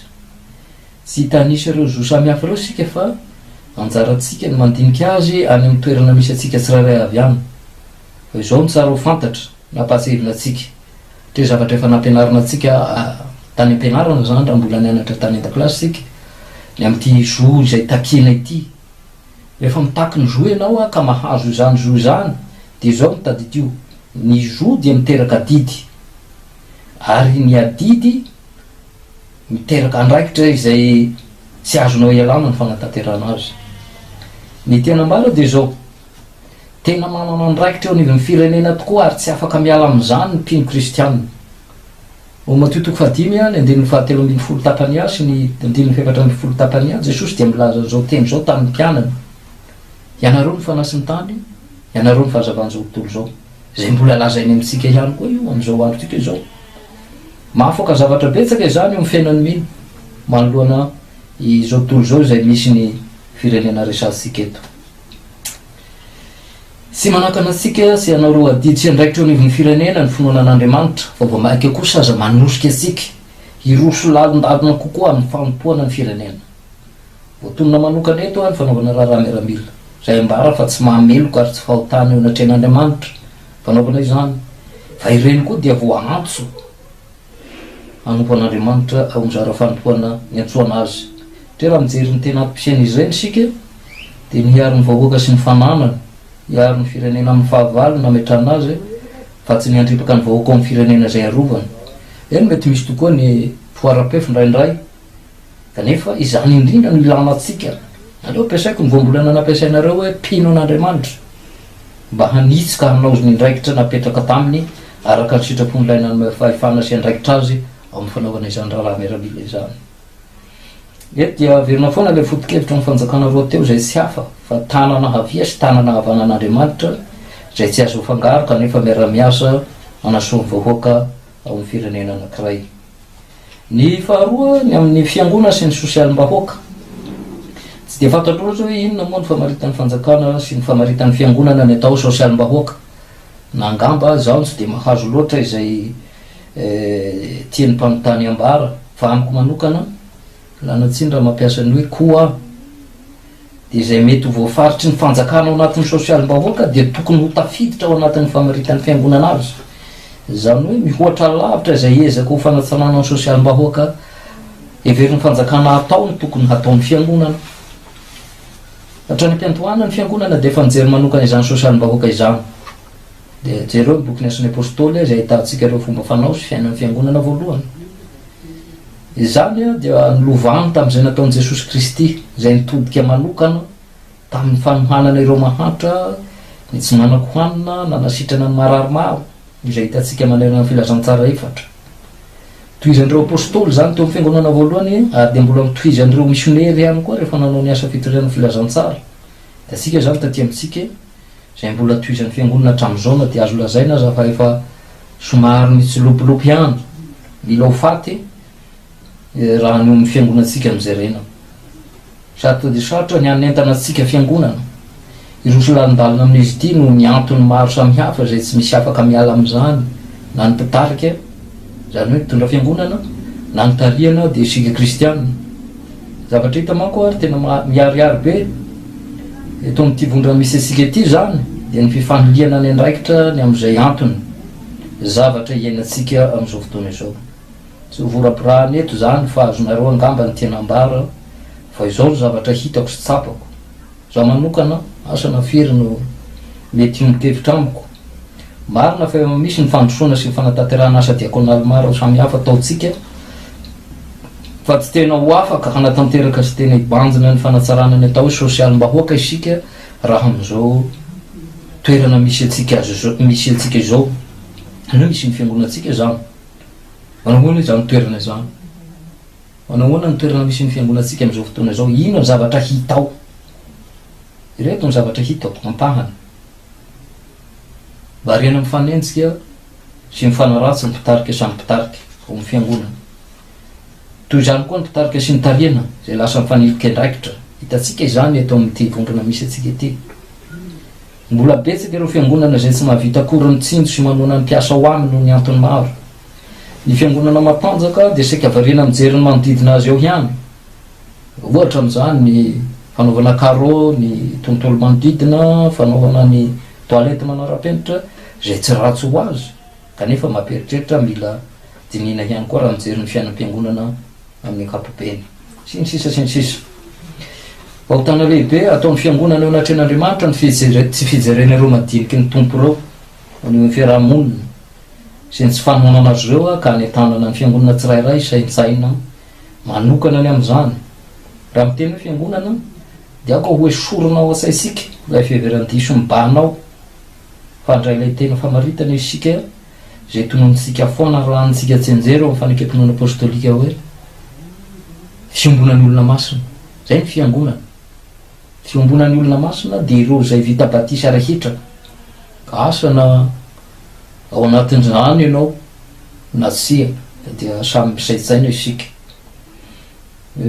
tom-pamaranana raha ravina zay voalaza mahakasika reto fanontanena napetraka reo reto de zao no azo lazaina tsy midika na oviana nisy tokony isian'ny fiaraha-miasa eo amin'ny fanjakana sy ny fiangonana ny hoe laïcité de l'État zay voalaza amin'ny lalam-pandrenan'ny républicaine Madagasikara zay voararao de ny fampisabana ny fitondran-draharaha ao anatin'ny andana sy ny akilany ny fiangonatsika raha teo de mitazona ny fampianarana mahakasika ny fisian'ny fanjakana roa zay samy avy amin'Andriamanitra avokoa toy ny tanana havia sy havanan'Andriamanitra de ilay tsoina hoe fanjakany sabatra manondro ny fanjakana araka izay alalantsika azy sy ny fanjakany fahasoavana zay manondro ny fiangonana manoloana izany ny miny de tsy afaka miala amin'ny adidy sy andraikitra ao amin'ny fanjakana roa ireo amin'ny mahasitoany azy ireo am'izany fanjakana izany araka izany tsy tokony hisy na de ray aza olona milaza ny tenany hoe mino ka hialangalana am'ireo adidy sy andraikitra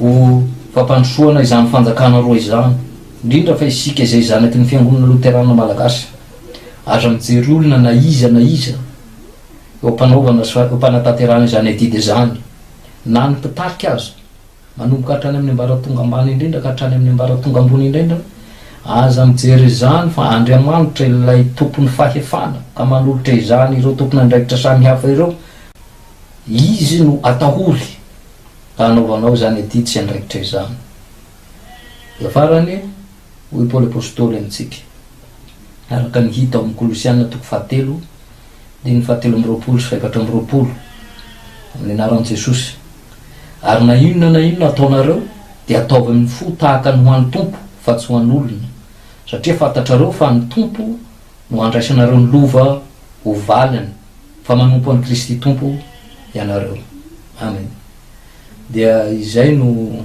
famelabelarana foy azo tolotra ny fanamasina no angatatsika anazava sy ampitombo zany ao apotsika tsirairay avy fampandrosoana ny fiangonana dia fitaovana ampelantanin'Andriamanitra tokoa isika ny fampandrosoana ny fiangonana izany ka ifampandinika araka ny faneva izay nomena eto amin'ity fankalazana ity fampandinika fampandroso ny fitiavana sy ny asa tsara ho fampiroboroboana n'ity fiangonana Loterana-Malagasy mamitsika ity. Sotra tompo.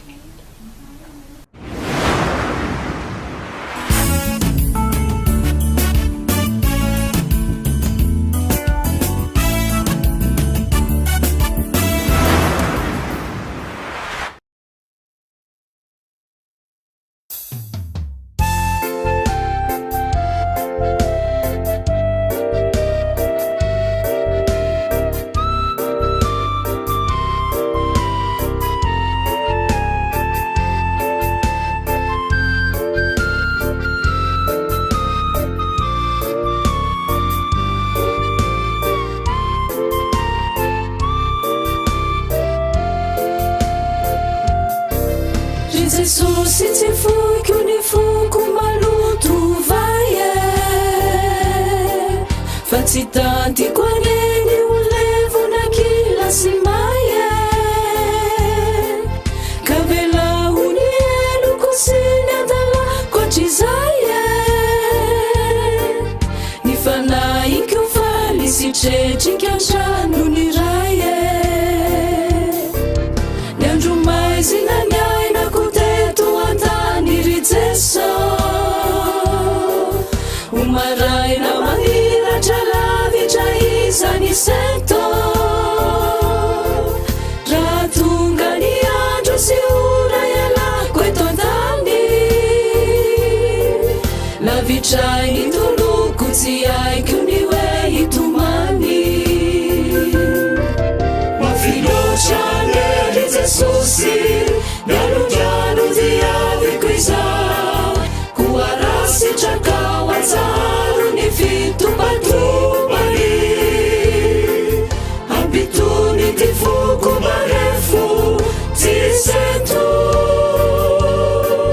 rehefa hifanehitra amin'ilay tavanao ry tompo tsy toa tsy anay fa hosay zay aho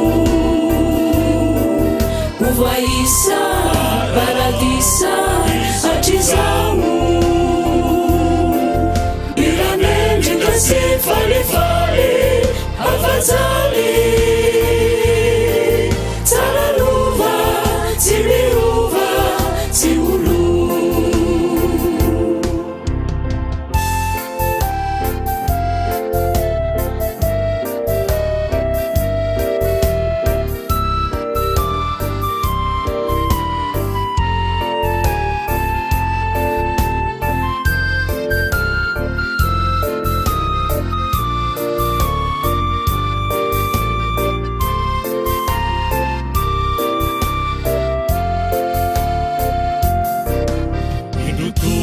atolotroanao ny fanahiko izao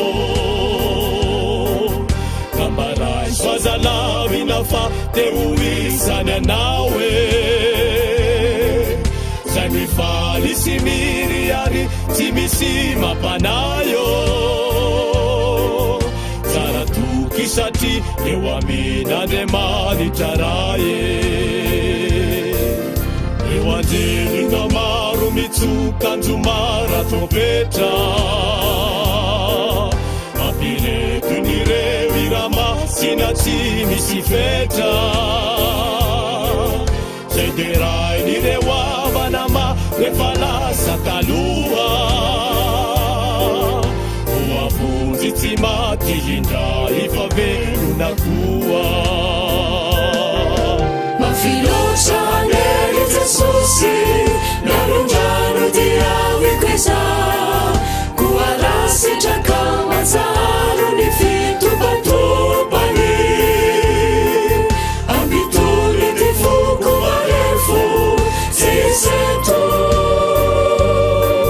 rehefa hifanehitra amin'ilay tavanao ry tompo tsy toa eny tompo indroao hoanao azaela fefaiolo nao izao hiditrao am'ilay paradisa tiako loatra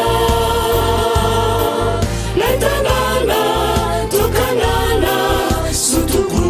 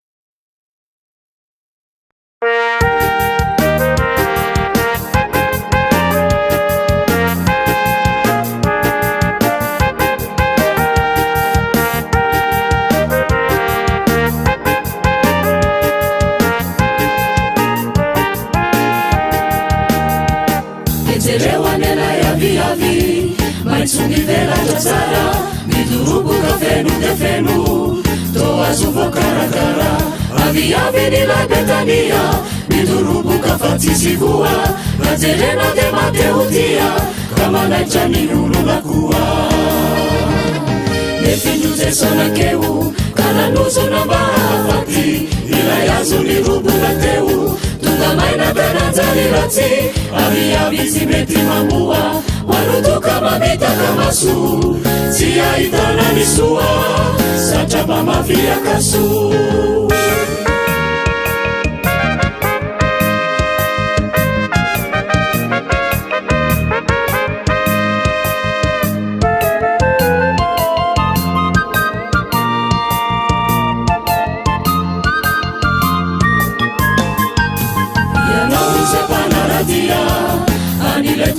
Sua mitandrema fasasanatria mirobona tsisy voa fa hoavy ny tompo tsy wela ka hanozona ny fiainanao maomaina tsy hisy tavela de hijaly sy feno talao kumebebaharimpino manompoa mifovaovao maovoa izay mamitsiro miotazany le tomponao ka hotretrikanao arifany satria afaka mamisavisa tapitratrehony zany azona ny paradisa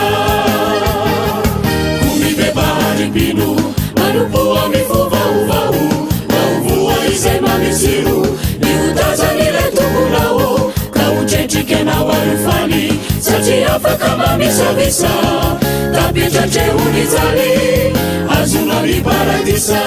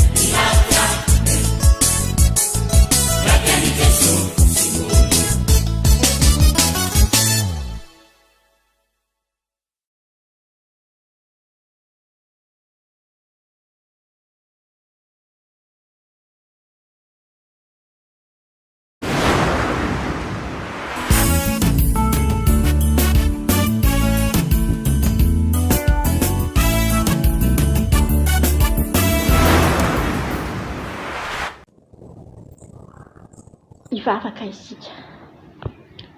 Andriamanitra ray sy zanaka fanahy masina izay fototry ny finoanay.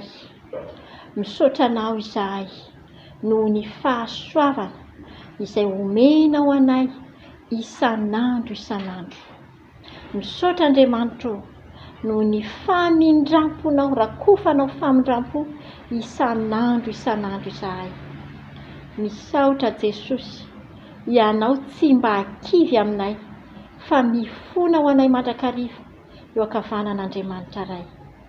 Misaotra fanahy masina ianao mitari-dalana anay, manitsy anay, mananatra anay. Misaotra afaka handray izao fampianarana izao izahay. Taio mba ho azonay tsara izao ary fitaovana fotsiny fa ianao fanahy masina no hampiteny. Dia amin'ny anaranao Jesosy no anaovanay izany vavaka izany. Amen. Voalohany indrindra dia misaotra an'Andriamanitra isika mahatratra izao fankalazana ny 10 taonan'ny zanaky ny fiangonana Loterana-Malagasy eto amin'ny tambajotra serasera Facebook izao. Manarak'izay dia faly miarahaba ireo zanaky ny fiangonana Loterana-Malagasy rehetra izay manaraka izao mpanaraka ity fandaharana ity. Manolotra fisaorana ny admin izay nanome anjara ny teolojianina vehivavy, ny kristiana vehivavy sy ny kristiana lehilahy dia nantsoin'Andriamanitra hitory marina sy madio ny teny.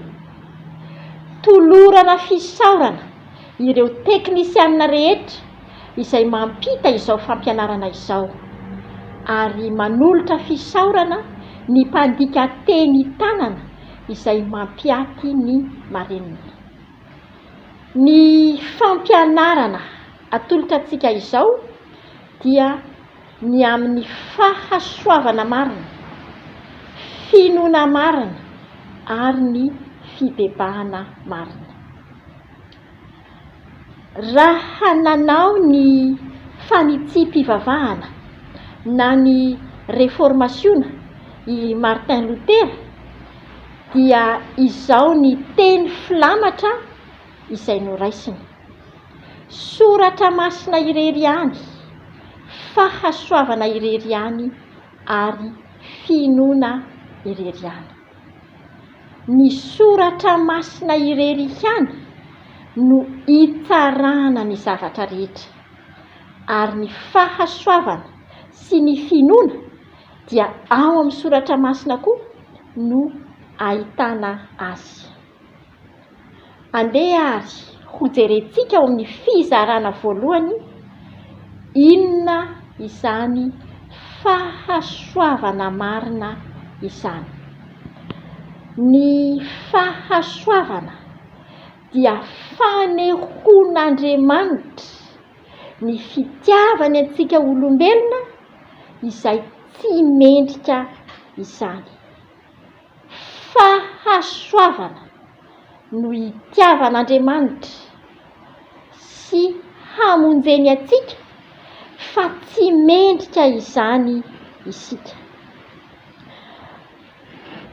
Ho atsika olombelona rehetra tsy akanavaka na amin'ny fokoinina na amin'ny fokoinina na amin'ny firenena viaiza na amin'ny firenena viaiza no toloran'Andriamanitra maimaim-poana izany fahasoavany izany. Raha tsy misy io fahasoavana io dia tsy afaka ho voavonjy isika. Ao amin'ny testamenta taloha dia imbetsaka ny teny hoe fahasoavana no midika hoe fitia. Ao amin'ny Genesis toko 4:9 dia izao no voasoratra ao hoe fa Noa kosa nahita fitia teo imason'i Jehova. Ahoana ary ny hevitra izany? Ny hevitra izany dia izao: fa Noa kosa nahita fahasoavana eo imason'i Jehova. Ka ny voambolana hoe fitia eto dia midika hoe fahasoavana. Ka isika olombelona izay noasoavin'Andriamanitra dia tsy mendrika izany satria nahoana? Satria mpanota isika. Izao no voalaza ao amin'ny Romanina toko 9:7-20 dia izao no voasoratra ao: fa fahafatesana no tambin'ny ota ary fiainana mandrakizay no fanomezam-pahasoavana ao amin'ny Kristy Jesosy tompontsika. Izany hoe fahafatesana no tokony ho anjarantsika, nefa fiainan-danitra, fahasambarana tsy manam-pahatamperana ary fiainana mandrakizay no nomen'Andriamanitra ho atsika noho ny fahasoavana.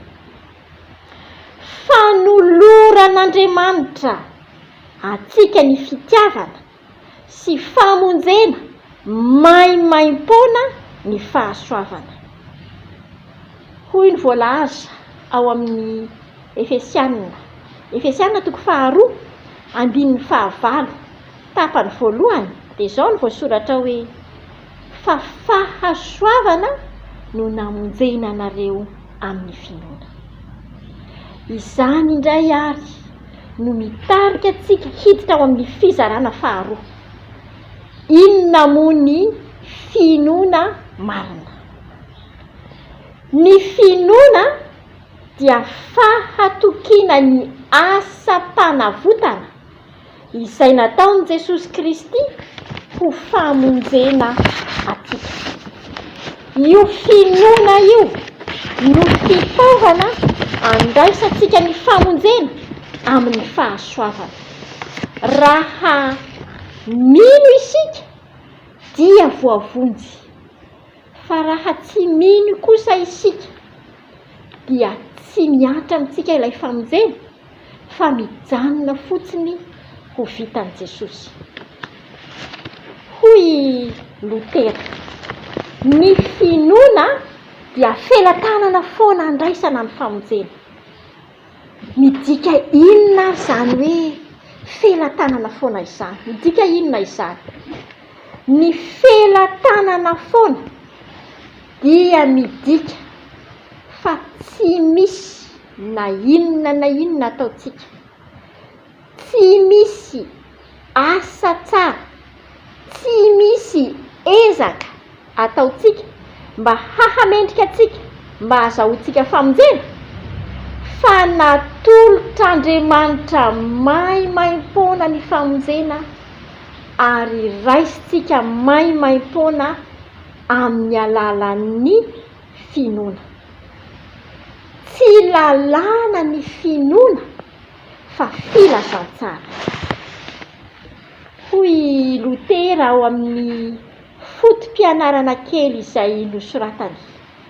Izao ny voasoratra ao amin'ny fotom-pianarana kely nosoratany Lotera. Mino aho fa tsy ny heriko na ny saiko no aizako mino an Jesosy Kristy tompoko na manatona azy, fa ny fanahy masina no niantso ahy tamin'ny filazantsara sy nanazava ahy tamin'ny fanomezany ary nanamasina sy niazonay tamin'ny finoana marina. Ahoana no ataotsika mba ino? Ao amin'ny marika toko fahasivy, marika toko fahasivy, andininy faha 4:10 ka hatramin'ny faha 5:20 dia misy ny tantaran'ilay zazalahy izay nampahorian'ny demonia. Nitarahina tamin'i Jesosy ny rain'io zazalahy io satria marary mafy izany zanaka ampahorian'ny demonia izany. Dia izao no hitatsika ao amin'ny marika toko fahasivy, andininy faha 2:20 ka hatramin'ny faha 4:20. Nitarahina tamin'i Jesosy ny rain'ilay zazalahy dia hoy izy: fa raha mba misy hainao dia mamindrafo aminay ka vonjeo izahay. Fa hoy Jesosy taminy: hainao hoe ny zavatra rehetra dia hain'ny mino. Ary niaraka tamin'izay dia niantso ny rain'ilay zazalahy ka nanao hoe: mino aho, vonjeo aho ho afaka amin'ny tsy finoko. Hitatsika amin'izany fa ny olona dia tsy mahay mino. Ao amin'ny Lioka toko faha 7:20 andininy faha 5 dia izao ny voalaza ao: ary hoy ny apôstôly tamin'ny tompo: ampitomboy ny finoanay. Ny olona ihany koa izay nametrahana finoana ao anatiny dia tsy mahay mampitombo izany finoana izany, fa asan'ny fanahy masina ao anatitsika ny finoana. Izao ny voalaza ao amin'ny epistily nosoratan'i Paoly ho an'ny Romanina. Romanina toko faha 10 andininy faha 7:20 dia izao ny voasoratra hoe: koa ny finoana dia avy amin'ny toriteny, ary ny toriteny dia avy amin'ny tenin'i Kristy.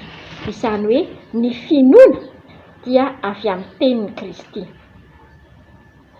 Ny fanahy masina no mitaona antsika hihay ny toriteny, ary mbola ny fanahy masina koa no mitaona antsika hamaky ny tenin'Andriamanitra dia ny Baiboly. Raha miaino sy mamaky izany isika dia mbola ny fanahy masina no miasa ao anatitsika hahatonga antsika hino. Izany hoe asan'ny fanahy masina, ny fanahy masina no miteraka finoana ao anatitsika. Ka ny finoana ty anatitsika izay vokatry ny asan'ny fanahy masina no mahatonga antsika hanao asa tsara sy mahatonga antsika hanana fiaina fivetara. Izany dia nitarika antsika hiditra ao amin'ny fizarana fahatelo ka hojerentsika indray ny hoe inona ary ny atao hoe fibebahana marina. Ny atao hoe fibebahana dia asan'ny fanahy masina ao amintsika izay mitarika atsika ho amin'ny fiaikekeloka ka miteraka alahelo sy nenina ao anatitsika.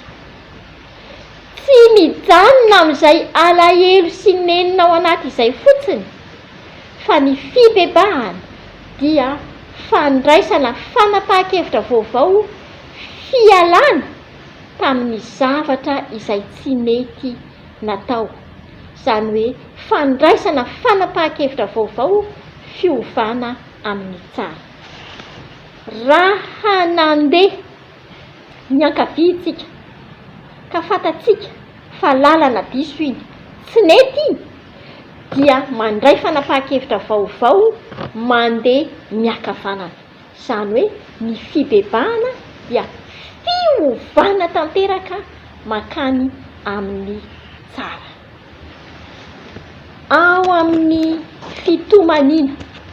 fitomaniana fahatelo, 2:12 sy 17 dia izao ny voasoratra ao: ny fahamindram-pon'i Jehova no tsy nahalan'ny ritra atsika, fa tsy mitsahatra ny fiantrany. Vaovao isa-maraina izany, lehibe ny fahamarinanao.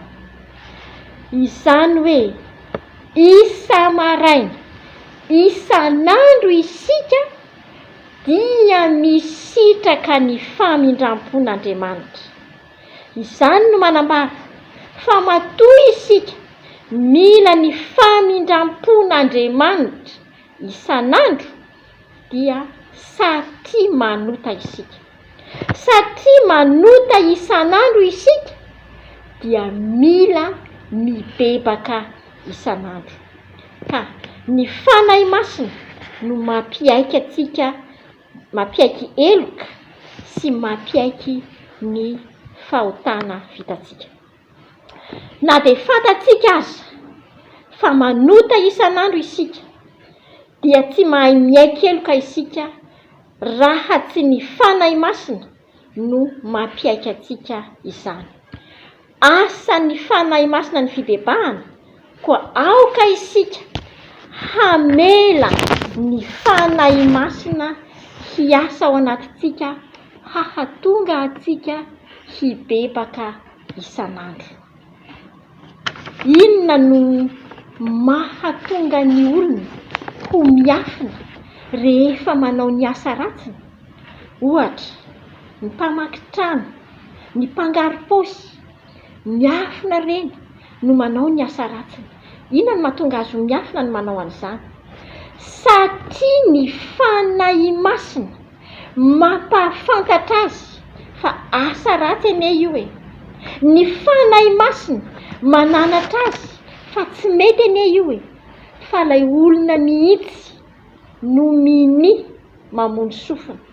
Ilay olona mihitsy no mini mamono ny feon'ny fanahy masina izay mananatra azy sy manitsy azy, dia miafina izy no manao ny asa ratsiny.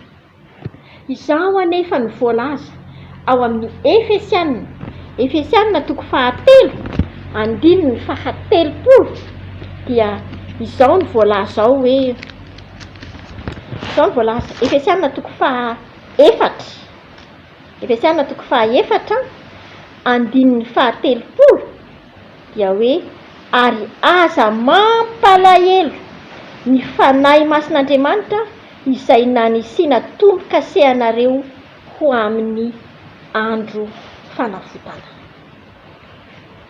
Izao ihany koa no lazain'ny Lotera ao amin'ny fotom-pianarana kely izay nosoratany raha miresaka momba ity fibebahana ity izy.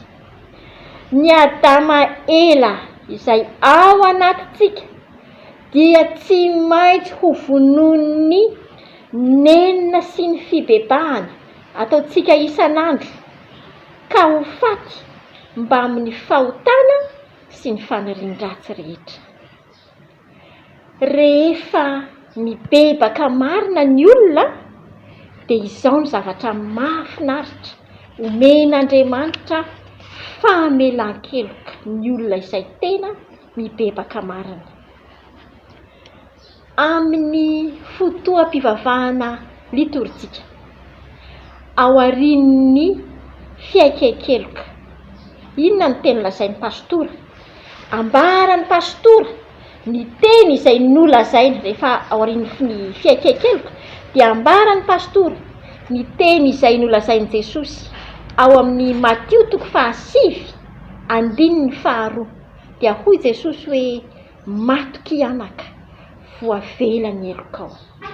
Ambarany pastora ihany koa ny teny izay lazain'i Jehova any amin'ny Isaia 4:2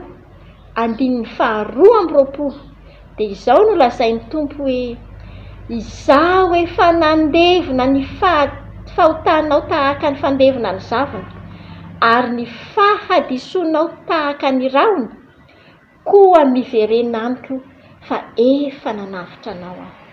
Izany no teny mamy, izany no teny volamena, fanomeza toky sarobidy omen'Andriamanitra ny olona izay mibebaka marina. Ka rehefa mibebaka isika dia tsy hoe adinon'Andriamanitra ny fahotana vitantsika, fa tena tsy misy intsony iny, tsy misy intsony iny eo amin'Andriamanitra. Fa raha misy ny mahalavo atsika dia fahotana vaovao indray. Ka izay no ilaina hananatsika fiainam-pibebahana isan'andro. Ao amin'ny Lioka 5:7 andininy 1 ka hatramin'ny 10 dia misy ny tantarany Zakaiosy. Tantara izay hain'ny kristiana tsara io. Zakaiosy tsy mpamory hetra tsotra fa lehiben'ny mpamory hetra. Lehiben'ny mpamory hetra i Zakaiosy, nefa inona no nataony? Niaina tamin'ny fanambakana izy. Rehefa tonga ny an-trano tao aminy Jesosy, teraka tao amin'ny Zakaiosy ny fibebahana marina. Dia hoy Zakaiosy ao amin'ny Lioka 5:20.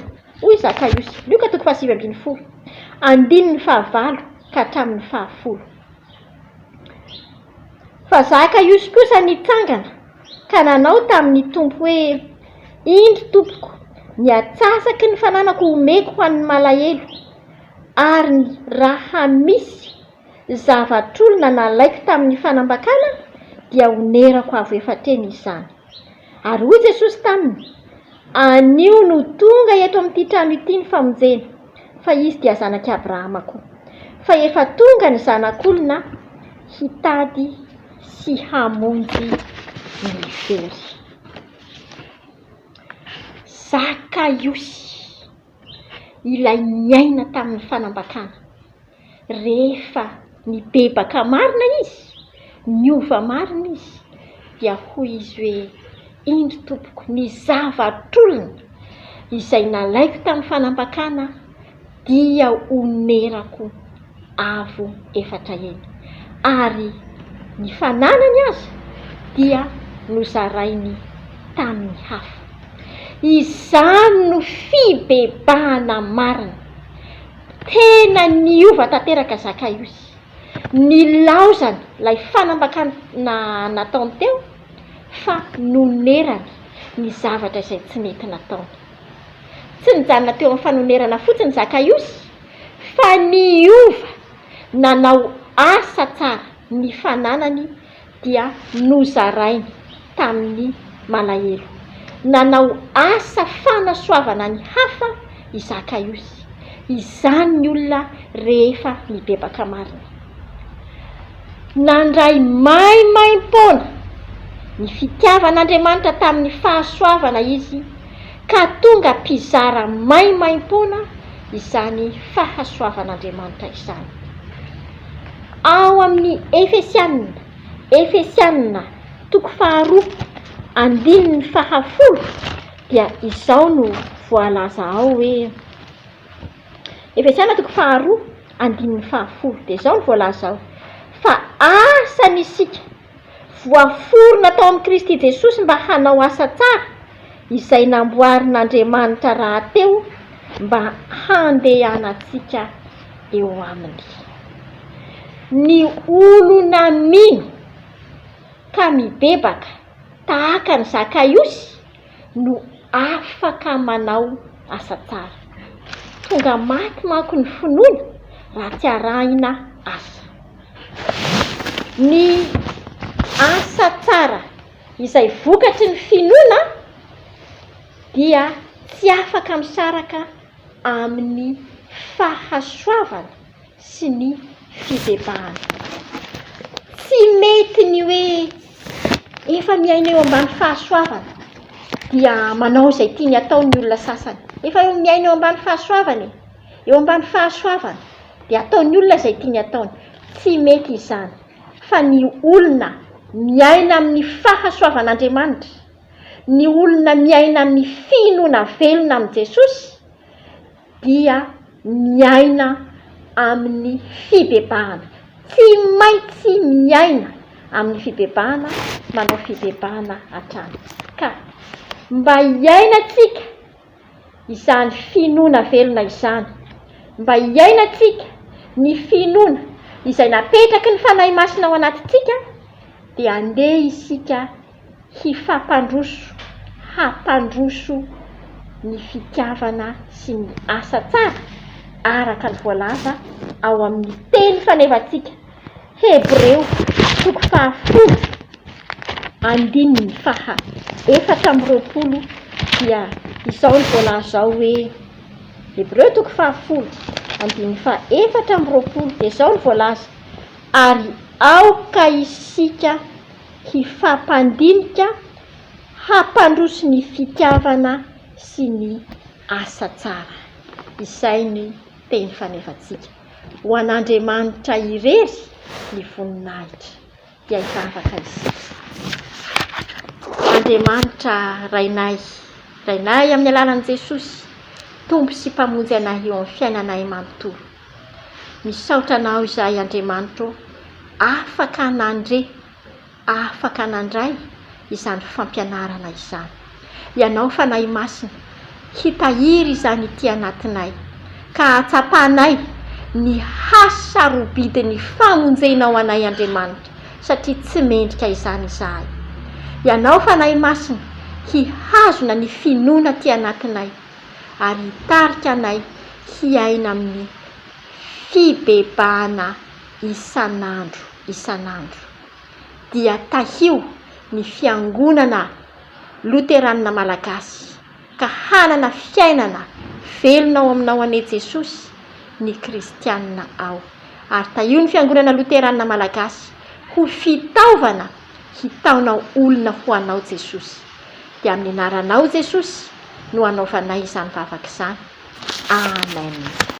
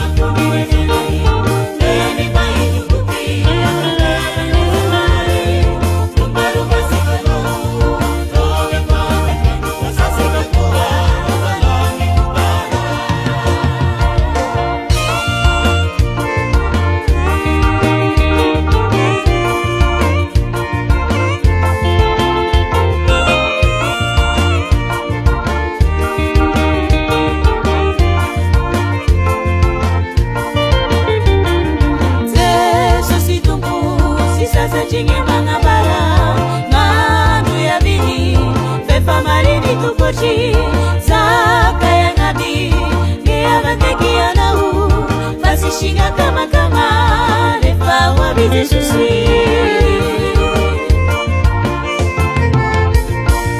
Jesusi tumpu sisasa chini manambara nangu ya vini fefa marini tukwachi zaka ya nabi nirama keki ya nau fasishinga kama refa wabi Jesusi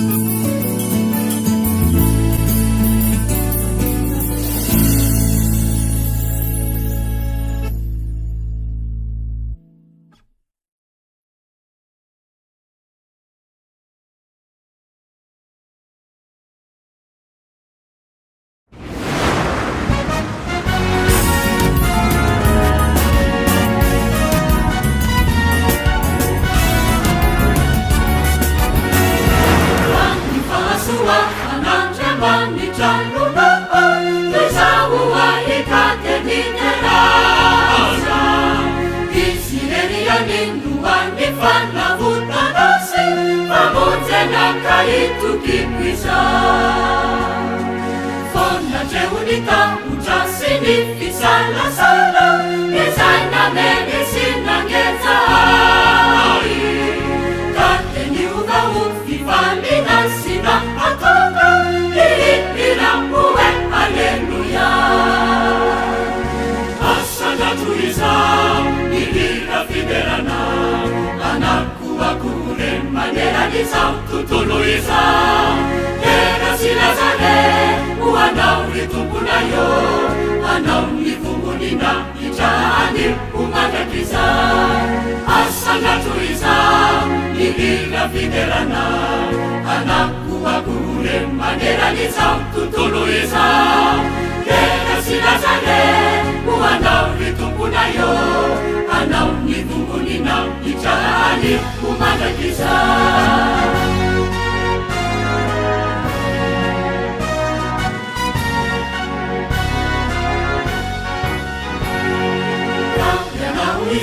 imana kufunana yetu atani akakuigena azi na atuluia sinyawi